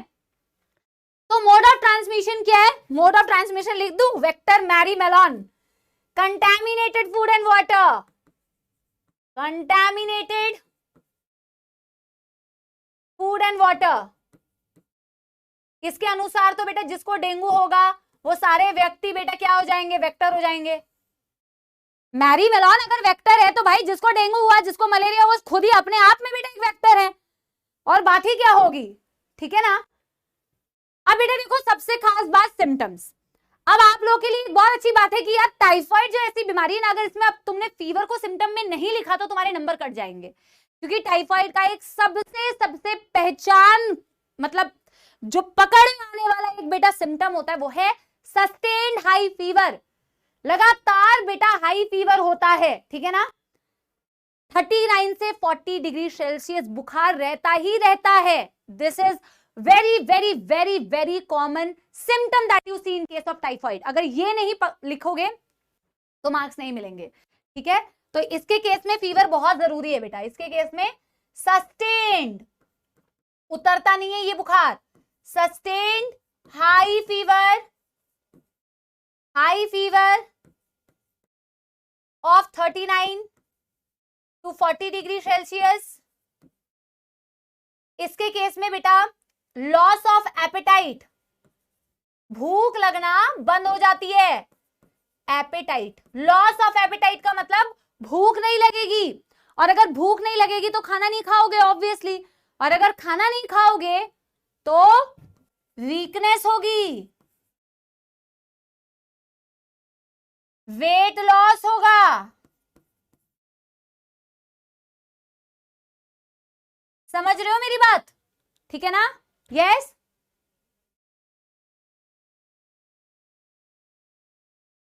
तो sustained high fever 39 to 40 degree Celsius, loss of appetite, भूख लगना बंद, भूख लगना बंद तो खाना नहीं खाया, खाना नहीं खाया तो वेट लॉस हो रहा है, वेट लॉस हो रहा है तो वीकनेस आ रही है।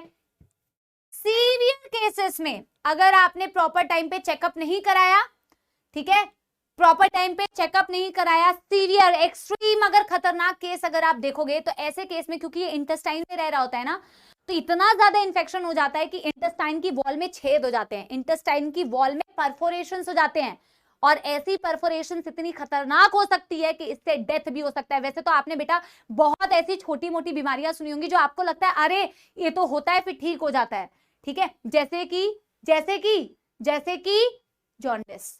जॉन्डिस बहुत सारे लोगों को लगता है अरे ऐसी है, पर बेटा आपने भी शायद सुना होगा, मैंने भी अपने आसपास सुना है कि जॉन्डिस से भी डेथ हो गई, ठीक है। डेंगू हुआ, डेंगू भी बेटा, डेंगू से भी डेथ हो गई। तो किसी भी बीमारी को हल्के में नहीं लेने का, चाहे वो कितनी भी हल्की हो, ठीक है ना, चेकअप करा लेना चाहिए। समझ आ रही है बच्चों बात। यस कह रहे वेट लॉस का सबसे अच्छा तरीका ये है। अरे भाई एक्सरसाइज कर ले, इसके चक्कर में वेट लॉस की जगह लॉस मत हो जाना बेटा धरती से। चलो क्या लिखना है, सीवियर केसेस शो कुछ भी मतलब बेटा है ना, कुछ भी, सीवियर केसेस शो परफोरेशंस का मतलब होता है बेटा छेद होना, परफोरेशंस इन दी वॉल ऑफ इंटेस्टाइन, ठीक है ना, perforation in intestinal wall and may even cause death, ठीक है। समझ आ गई बच्चों बात। यस अब बच्चों देखो देखो क्या है ना, हर एक बीमारी का देखो मैक्सिमम जो आपके एनसीईआरटी में बीमारियां जो दी हुई है, ऑफ कोर्स उसके कॉजेटिव एजेंट मैक्सिमम के दिए हुए हैं, वो कहाँ पर्टिकुलरली रहते हैं होस्ट की बॉडी के अंदर, ये भी दिया हुआ है, और उसके कई सारे बीमारियों के सिम्टम्स भी दिए हुए हैं। बट हर एक बीमारी का कंफर्मेटरी टेस्ट नहीं दिया हुआ है कि किस टेस्ट को करने पर आपको पता चलता है कि बंदे को ये बीमारी है, लेकिन इसके लिए दिया हुआ है, और इसके लिए दिया जो हुआ है वो नीट में 2-3 बार पूछा गया है, ठीक है। सबके लिए दिया भी नहीं हुआ है तो आप सबके लिए बेटा लिखेंगे भी नहीं, लेकिन जिसके लिए दिया हुआ है और इसमें तो पूछा गया है नीट में बहुत बार कि इसको पता करने के लिए कौन सा टेस्ट किया जाता है, तो इसको पता करने के लिए बच्चों किया जाता है विडाल टेस्ट, ठीक है।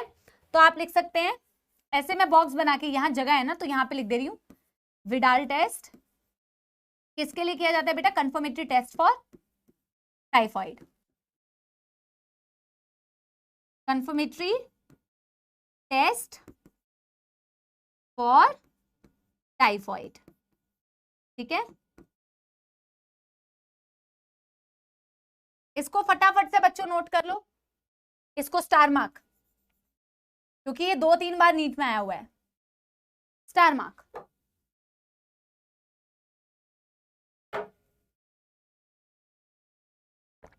डन डन डन डन कर लो बच्चों, फटाफट से फटाफट से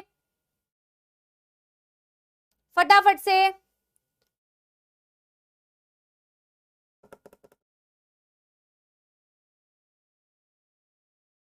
इसके सिम्टम्स बेटा कोई चीज एनसीईआरटी से छूट गई है तो एक बारी बता दो तो हम लिख लेंगे।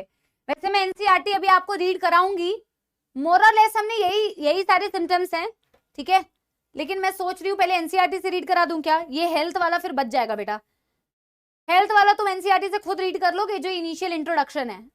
नहीं यार मैं कराना तो चाहती हूँ पर कैसे कराऊं, क्योंकि काफी सारा है, देख रहे हो इतनी सारी मैं लेके आई थी, अब क्या करें। हेडेक दिया हुआ है क्या इसमें, हेडेक दिया हुआ है,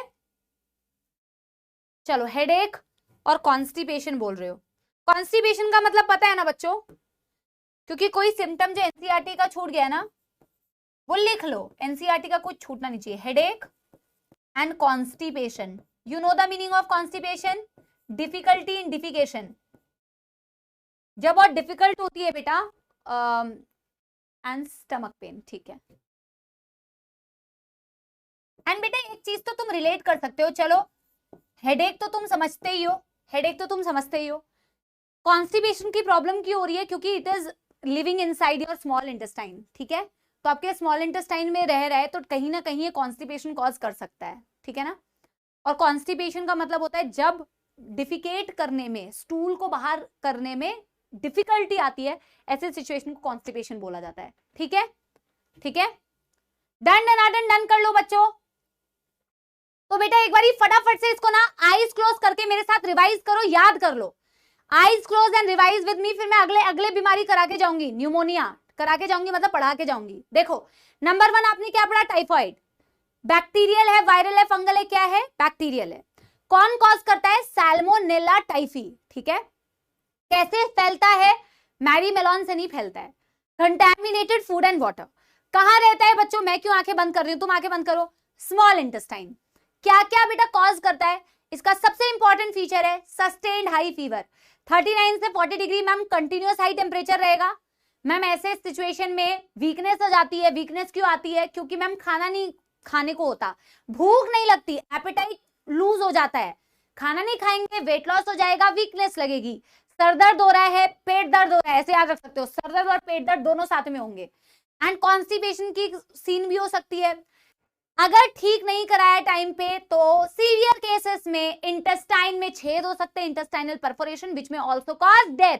कंफर्मेटरी टेस्ट के लिए किया जाता है विडाल टेस्ट, कंफर्मेटरी टेस्ट के लिए किया जाता है Widal test. Done done done done हो गया तो एक बारी थम्स अप दे दो बच्चा पाड़ी, यस जल्दी जल्दी जल्दी बेटा, डन डन डन डन हो गया तो थम्स अप दे दो। आखिरी बीमारी मैं करा दे रही हूँ बेटा, पढ़ा दे रही हूँ, उसके बाद बेटा क्या, उसके बाद हम एनसीईआरटी की रीडिंग ये काम करेंगे, नेक्स्ट क्लास में करेंगे।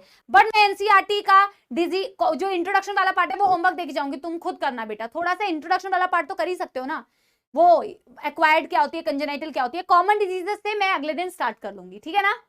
चलो दूसरी बीमारी बेटा जो सेकेंड बैक्टीरियल डिजीज है वो करेंगे, फिर मेरे को आपको ना 11th के 4 क्वेश्चंस भी कराने हैं ब्रीदिंग वाले चैप्टर के, इसलिए मैं यही आखिरी ले रही हूँ।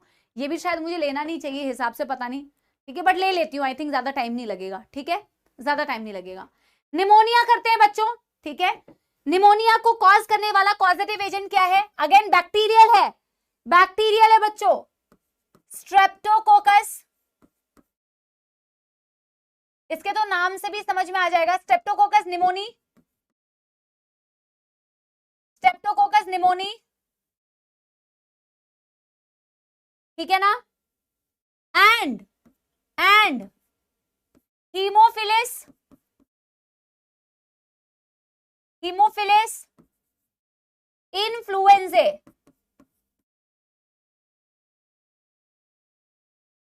तो कई लोगों को ये लगता है कि ये एक वायरस है, कई लोगों को लगता है हीमोफिलस जो है एक वायरस है, but this is not a virus, this is a gram negative bacteria.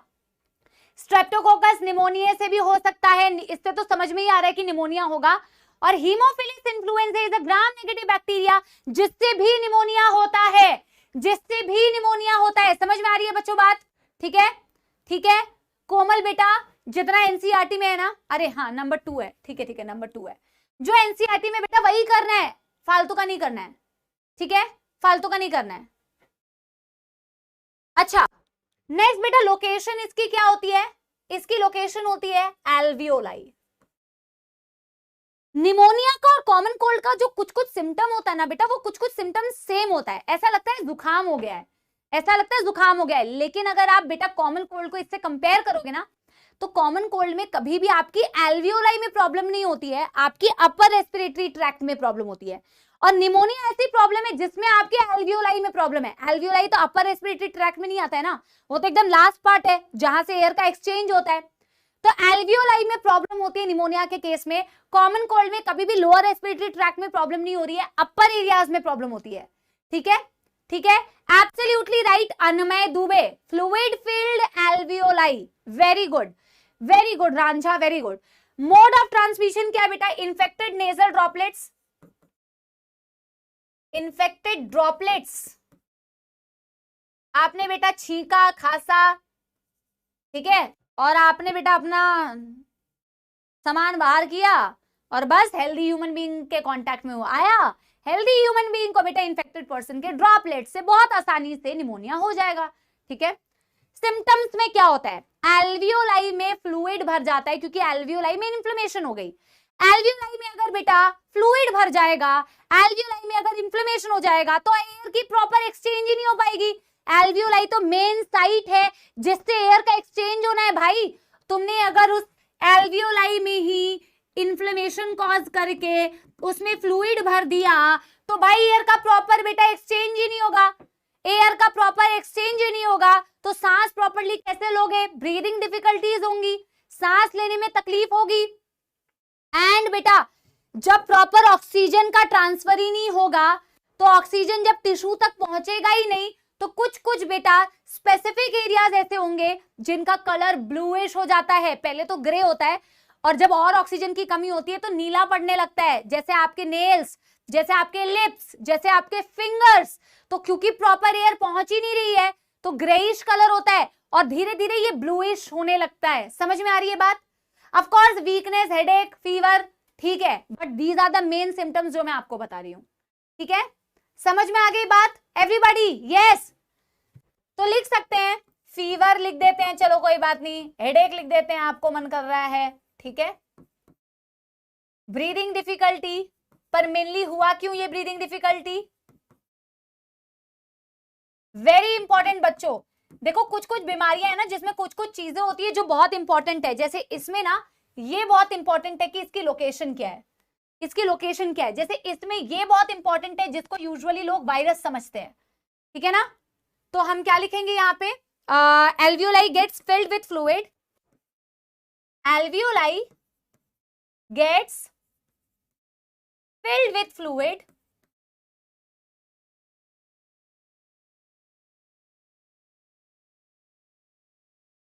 and proper exchange of air,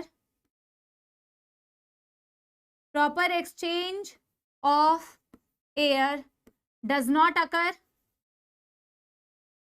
जब एयर का बेटा एक्सचेंज ही प्रॉपर नहीं होगा, टिश्यूज को ऑक्सीजन ही नहीं मिलेगा, तो बेटा उनका कलर तो चेंज हो गई। लिप्स, फिंगर,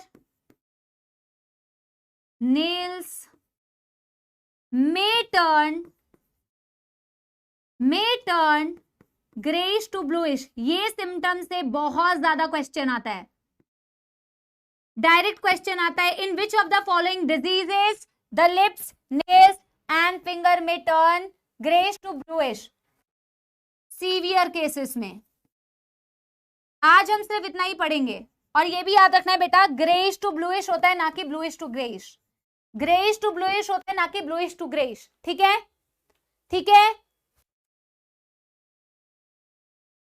डन कर लो, डन कर लो फटाफट से। यस एवरीबॉडी, देखो of course fever, headache, breathing difficulty, coughing, coughing, ठीक है, कफिंग भी लिख सकते हो, खांसी, जुखाम, ठंड लगना, ठीक है, स्नीजिंग, चिल्स, चिल्स मतलब ऐसे शिवरिंग, ये सारी चीजें भी हो रही है इसमें। लेकिन वेरी इंपॉर्टेंट, ये दो सिम्टम प्रॉपर किस एरिया को अफेक्ट कर रहा है? एल्वियोलाई। कॉमन कोल्ड में भी कफिंग हो सकती है, चिल्स हो सकते हैं, नाक बह सकती है, फीवर आ सकता है, हेडेक हो सकती है, लेकिन उसमें अपर रेस्पिरेटरी ट्रैक्ट में इंफेक्शन होती है। एल्वियोलाई में कभी भी प्रॉब्लम नहीं होती जब आप कॉमन कोल्ड की बात करते हैं। ठीक है, डन डन डन डन हो गया everybody? Yes, done done done done. एक बारी थम्स अप दे दो बच्चों। इसमें मैं बेटा आपको ना, देखो वायरल तो हम कर ही नहीं पाएंगे, लेकिन मैं आपको एनसीईआरटी के 2 पैराग्राफ छोड़ के जा रही हूं, जो डिजीज हेल्थ से रिलेटेड है, जो एनसीईआरटी के इनिशियल पेज में है, वो आप खुद से रीड करना बच्चों। कॉमन डिजीजेस से जब आएगा तो मैं उसकी रीडिंग करवा दूंगी। चलेगा आप लोगों को? यस, चलेगा, पक्की बात बेटा। जुलाई आने वाला है, टाइम पास मत करो, ठीक है। स्पेशली सीरियस बच्चे तो चलो पढ़ने वाले पढ़ते ही हैं, लेकिन बाकी बच्चों के लिए कह रही हूं बेटा, ये बीच का ऐसा टाइम होता है ना, अगर इसमें तुम डिमोटिवेट हो गए और टाइम पास करने लग गए तो आगे बहुत दिक्कत होगी। ठीक है, तो ये वाला टाइम है जिसमें टाइम पास मत करो बच्चों, बढ़िया से पढ़ाई करो यार, ठीक है ना? ठीक है, तो ये होमवर्क के लिए देके जा रही हूं।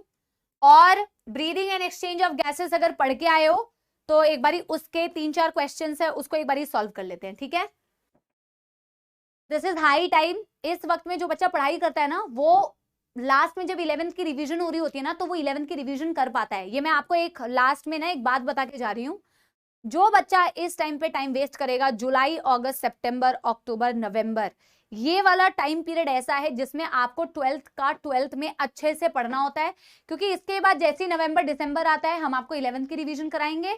और जब हम आपको 11th की रिवीजन कराएंगे तब आप हमसे यही पूछेंगे, जैसे आप डाउट्स में पूछ रहे हैं कि मैम 11th का रिवीजन करें या 12th का रिवीजन करें। तो जो बच्चा 12th को ढंग से पढ़ के ही नहीं जाएगा जब उसके पास समय था, तो जब हम 11th का रिवीजन कराएंगे तो वो 12th का रिवीजन करने की सोच रहा होता है। तो इस तरीके से मत पढ़ो कि जब 11th का रिवीजन का टाइम आए तो तुम्हारे 12th का बैकलॉग इकट्ठा हो जाए। ठीक है, बिल्कुल भी ऐसा मत करो। बैकस्लाइड कौन लिख रहा है, जल्दी से लिख लो। ठीक है, तो ये चीज बेटा मत करो। 12th का जो टाइम है उसको 12th में यूटिलाइज करो। और मैं आपसे कह रही हूं, टाइम जो है ना बहुत जल्दी बीतता है बेटा, और नवंबर दिसंबर आने में वक्त नहीं लगेगा, तुम्हारा नीट एग्जाम आने में भी वक्त नहीं लगेगा। तो बोलते हैं ना, वक्त रहते अगर चीजों को अच्छे से समझ लो ना, कि मेरे को टाइम वेस्ट नहीं करने का है। समझ आ गई बात? चलो, बहुत ज्ञान की बात हो गई, समझ में आ गया ना लेक्चर? Yes everyone. अब हम बेटा क्या करते हैं, एक बारी 1-2 क्वेश्चन सॉल्व कर लेते हैं। बैकलॉग बेटा इकट्ठा होने वाली कोई बात ही नहीं है, कितना ही हम पढ़ते हैं बेटा एक दिन में, कितना ही पढ़ते हैं। अगर तुम्हारा बैकलॉग हो रहा है ना बेटा, तो you are responsible for that बेटा, और अपनी गलतियों की रिस्पॉन्सिबिलिटी लिया करो, और सिर्फ रिस्पॉन्सिबिलिटी नहीं, उसको सॉल्व भी करने की कोशिश किया करो। चलो, पहला क्वेश्चन बेटा, ये होमवर्क जो था क्लास 11th का, उसका क्वेश्चन है। ठीक है, trachea divides at the level of, आपने पढ़ा है human respiratory system. Human respiratory system में आपके पास बेटा होता है माउथ तो digestive system, external nostrils, nasal cavity, internal nostrils, nasopharynx, फिर आता है आपका ट्रेकिया, और ट्रेकिया डिवाइड कर जाता है प्राइमरी ब्रोंकाई में eight the level of fifth thoracic vertebrae. तो इसी बात पे अगर मैं आपसे पूछना चाहूं कि कितनी टोटल थोरैसिक वर्टिब्री होती है, तो किसी को याद है? आपके नेक में होती है सर्वाइकल वर्टिब्री जो कि होती है टोटल 7 सर्वाइकल वर्टिब्री, चेस्ट में होती है थोरैसिक वर्टिब्री टोटल 7, वैसे ही होती है पूरी बॉडी का वेट उठाने वाली लंबर वर्टिब्री 5, फिर होती है सेक्रल एंड कॉकीजियल, ठीक है ना। फिफ्थ थोरैसिक वर्टिब्री पे ट्रेकिया डिवाइड कर जाती है इनटू प्राइमरी ब्रोंकाई, ठीक है ना। अगला question, earthworm respires via, earthworm किससे रेस्पायर करता है? तो इनिशियल चैप्टर के इंट्रोडक्शन में बोला है कि रेस्पिरेटरी ऑर्गन्स अलग अलग ऑर्गेनिजम्स के पास अलग अलग बेसिस पर होते हैं, जैसे लेवल ऑफ ऑर्गेनाइजेशन के बेसिस पर आप different type of respiratory structures देखते हो, और एक देखते हो कि वो कहां पे रह रहा है। जैसे बेटा, ठीक है, इसका आंसर तुम क्या दे रहे हो? मॉइस्ट क्यूटिकल, ठीक है, मैं इसको एक्सप्लेन कर रही हूँ। मुझे एक बार ये बताओ ब्रैंकियल रेस्पिरेशन क्या होती है? मैंने बोला ना कि किसी के पास कौन से रेस्पिरेटरी स्ट्रक्चर्स होंगे, ये डिपेंड करेगा, एक लेवल ऑफ ऑर्गेनाइजेशन उसका क्या है, दूसरा कि उसका हैबिटेट क्या है, क्या वो धरती पे रहता है, क्या वो पानी के अंदर रहता है। अगर वो धरती पे रह रहा है तो मोस्टली टेरेस्ट्रियल जो लोग होते हैं उनका रेस्पिरेटरी स्ट्रक्चर होता है लंग्स, और मोस्टली जो पानी में रह रहे होते हैं उनका रेस्पिरेटरी स्ट्रक्चर होता है गिल्स। जो गिल्स से रेस्पायर करते हैं, यस, जो गिल से रेस्पायर करते हैं उनके लिए वर्ड यूज किया जाता है ब्रैंकियल रेस्पिरेशन, जो लंग से रेस्पायर करते हैं उनके लिए यूज किया जाता है पल्मोनरी रेस्पिरेशन। और लेवल ऑफ ऑर्गेनाइजेशन के बेसिस पर जैसे आप लोअर एनिमल्स देखते हैं ना, इनवर्टिब्रेट, पॉरीफेरा, सिलेंट्रेटा, टीनोफोरा, प्लैटीहेलमिंथिस, एशकेहेलमिंथिस, ये यूजुअली सिंपल डिफ्यूजन कर रहे होते हैं अपने बॉडी सरफेस से। फिर बेटा इससे ऊपर आप जाते हो ना तो रेस्पिरेटरी स्ट्रक्चर्स आपको डेवलप होते हुए दिखते हैं, जैसे आर्थ्रोपोडा में आपको दिखेगा, मॉल्युस्का में आपको दिखेगा, एकाइनो में आपको दिखेगा। अर्थवर्म अपने बेटा मॉइस्ट क्यूटिकल से रेस्पायर करता है। ट्रेकियल सिस्टम आपको इंसेक्ट्स में दिखता है, ठीक है, यानी कि आपके आर्थ्रोपोडा में। गिल्स तो आपको बहुत सारी जगह पे दिखता है, ठीक, गिल्स आपको बहुत सारी जगह पे दिखता है, इसके अकॉर्डिंग बेटा ये आंसर हो जाएगा। Next question is parietal pleura is, देखो लंग्स की बेटा डबल कवरिंग होती है, डबल मेम्ब्रेनस कवरिंग होती है, लंग्स की कवरिंग को बोला जाता है प्लूरल मेम्ब्रेन। और ये मैं फास्ट बोल रही हूँ बेटा क्योंकि ये होमवर्क है और ये रिवीजन है 11th का। तो डबल मेम्ब्रेनस होती है, आउटर प्लूरा को बोला जाता है पेराइटल प्लूरा, अंदर वाली को बोला जाता है विसरल प्लूरा। दोनों के बीच में फ्लूइड होता है जिसे बोलते हैं प्लूरल फ्लूइड, ताकि फ्रिक्शन ना हो। पेराइटल प्लूरा क्योंकि बाहर की तरफ होता है तो वो इन कॉन्टैक्ट विद होता है थोरैसिक चेंबर, और इनर वाला होता है विसरल प्लूरा तो वो विसरा के कॉन्टैक्ट में यानी लंग्स के कॉन्टैक्ट में है। तो parietal pleura is not the inner one बेटा, it is the outer one. Outer, inner वाली को विसरल बोलते हैं। It is in close contact with thoracic cavity, ये बिल्कुल सही है। It is in close contact with the lung, बिल्कुल गलत बात है। जो भी 4 आंसर दे रहे हैं वो बिल्कुल ही गलत आंसर दे रहे हैं, बोथ 1 and 2 आंसर है, ओनली ऑप्शन 2। समझ में आ गई बात बेटा? Close contact with the lung and inner membrane होती है विसरल प्लूरा, ना कि पेराइटल प्लूरा। नेक्स्ट क्वेश्चन बच्चों आप लोग के लिए रहा ये, cartilaginous rings on the trachea are incomplete ventrally, incomplete dorsally, present up to terminal bronchioles, both B and C। आपकी इनकम्प्लीट कार्टिलेजिनस रिंग्स आपके ट्रेकिया में तो प्रेजेंट होती है, आपकी प्राइमरी ब्रोंकाई में प्रेजेंट होती है, आपकी सबका आंसर, अरे भाई उससे क्या ही फर्क पड़ता है, सबका आंसर सेकंड है। हाँ लॉजिकली देखा जाए तो मैंने सबका आंसर सेकंड ही रख दिया है, ठीक है, बट कोई बात नहीं, ऐसा तुम बेटा सेकंड आ रहा है मतलब सबका सेकंड होगा, नीट पे ये दिमाग मत लगाना, ठीक है, ये मैंने ऑप्शन बनाया है ना तो इसीलिए सेकंड हो गया है सबका आंसर, कोई बात नहीं। तो इनकी इनकम्प्लीट कार्टिलेजिनस रिंग जो होती है बेटा, इनकम्प्लीट कौन से साइड पे होती है? डॉर्सली, क्योंकि पीछे की साइड आपकी विंड पाइप जो होती है वो वेंट्रल साइड पे होती है, उसके पीछे क्योंकि आपका ईसोफेगस होता है तो डॉर्सल साइड से ये इनकम्प्लीट होती है, वेंट्रल साइड से इनकम्प्लीट नहीं होती है। It is present up to terminal bronchioles, नहीं बेटा, ये आपकी trachea, primary bronchi, secondary bronchi, tertiary bronchi और इनिशियल ब्रोंकियोल्स में होते हैं, टर्मिनल ब्रोंकियोल्स में ये नहीं होते। आंसर हो जाएगा ऑप्शन बी, ठीक है। तो थोड़ा बहुत तो तुम लोग को रिवाइज हो गया होगा, ठीक है, मैंने सबके आंसर बी रख दिए थे बाय चांस, ठीक है। और आपका बेटा आपका थोरैसिक केज किससे बनता है? मुझे एक लास्ट आंसर दे दो, आपका थोरैसिक केज किससे बनता है बेटा? आपके थोरैसिक केज में आपकी लंग्स प्रोटेक्टेड होती है, तो थोरैसिक केज को बनाता कौन है? एक बार मुझे फाइनल ये आंसर दे दो, फिर हम फिनिश करते हैं, ठीक है, फिर हम फिनिश करते हैं। आज मैं गाना नहीं सुना पाऊंगी, मेरा गला बहुत दर्द कर रहा है बच्चों, ठीक है, आज सच में मेरा गला बहुत दर्द कर रहा है, ठीक है। मुझे एक बार ये बता दो कि थोरैसिक केज किससे बनता है? वेंट्रल साइड पे तुम्हारा स्टर्नम, डॉर्सल साइड पे तुम्हारा वर्टिब्रल कॉलम, लेटरल साइड पे तुम्हारी बेटा रिब्स, और नीचे की तरफ तुम्हारा डायाफ्राम। रिब्स से बनता है। कैसे नलायकों वाली बातें कर रहे हो यार, रिब्स से आंसर लिख रहे हो, पागल ही हो गए हो बच्चों। ये क्वेश्चन मैंने लिखा नहीं है तो तुमने गलत ही आंसर दे दिया। भाई थोरैसिक केज है तो केज तो बनाओगे, रिब्स अकेला ही केज बना देगा क्या? भाई ये स्टर्नम है ना, और पीछे वर्टिब्रल कॉलम है, और ये तुम्हारी रिब्स है, और नीचे की तरफ तुम्हारा डायाफ्राम है। इससे तुम्हारा पूरा थोरैसिक चेम्बर बनता है, ठीक है ना? ये पूरा तुम्हारा थोरैसिक चेम्बर, ये पूरा तुम्हारा थोरैसिक चेम्बर है। और केज तो ये प्रॉपरली इस तरीके से sternum, vertebral column, ribs, diaphragm, तुम तो बेटा सिर्फ रिब्स से ही बना दे रहे हो। ठीक है, डन है बच्चों एवरीबॉडी? ठीक है, तो आज के लिए बेटा इतना ही होमवर्क। तुम सिर्फ एनसीईआरटी की रीडिंग आज करके आना है। 11th का कोई टारगेट नहीं देके जा रही हूँ, वो मंडे को अगले दिन जब क्लास करेंगे तब करेंगे। ठीक है, यस। तो कमेंट करके जरूर बताना बच्चों लेक्चर समझ में आया कि नहीं। अगले दिन पक्का गाना सुनाऊंगी। आज थोड़े गले में दिक्कत हो रही है वाकई में, इसलिए गाना नहीं सुना रही हूँ। ठीक है, पुराने गाने सुन लेना, कोई बात नहीं, जो मेरे गाए हुए हैं। ठीक है, अगले दिन जब गला ठीक हो जाएगा तब सुनाऊंगी। ठीक है, thank you for attending this session बच्चों। पढ़ाई जरूर करो, कोई बैकलॉग बेटा इकट्ठा मत होने दो। मैं सही में आपको बेटा एक बहुत ही सही चीज आपको बताने की कोशिश कर रही हूँ। This is high time. July, August, September, October, November, please 12th के कोई बैकलॉग को नवंबर दिसंबर तक मत लेके जाना, ताकि उस वक्त में जब आप 11th रिवाइज कर रहे हो तो आपका फोकस 11th में बन पाए। I have seen students, 90% of the students are actually beta overloaded with the backlog of 12th by the time we reach December. Do not do that. Do not beta have a burden of 12th का backlog. So please focus. ठीक है, ताकि जब मैं आपको 11th का revise कराऊं तो focus सिर्फ 11th में हो, 12th में ना हो।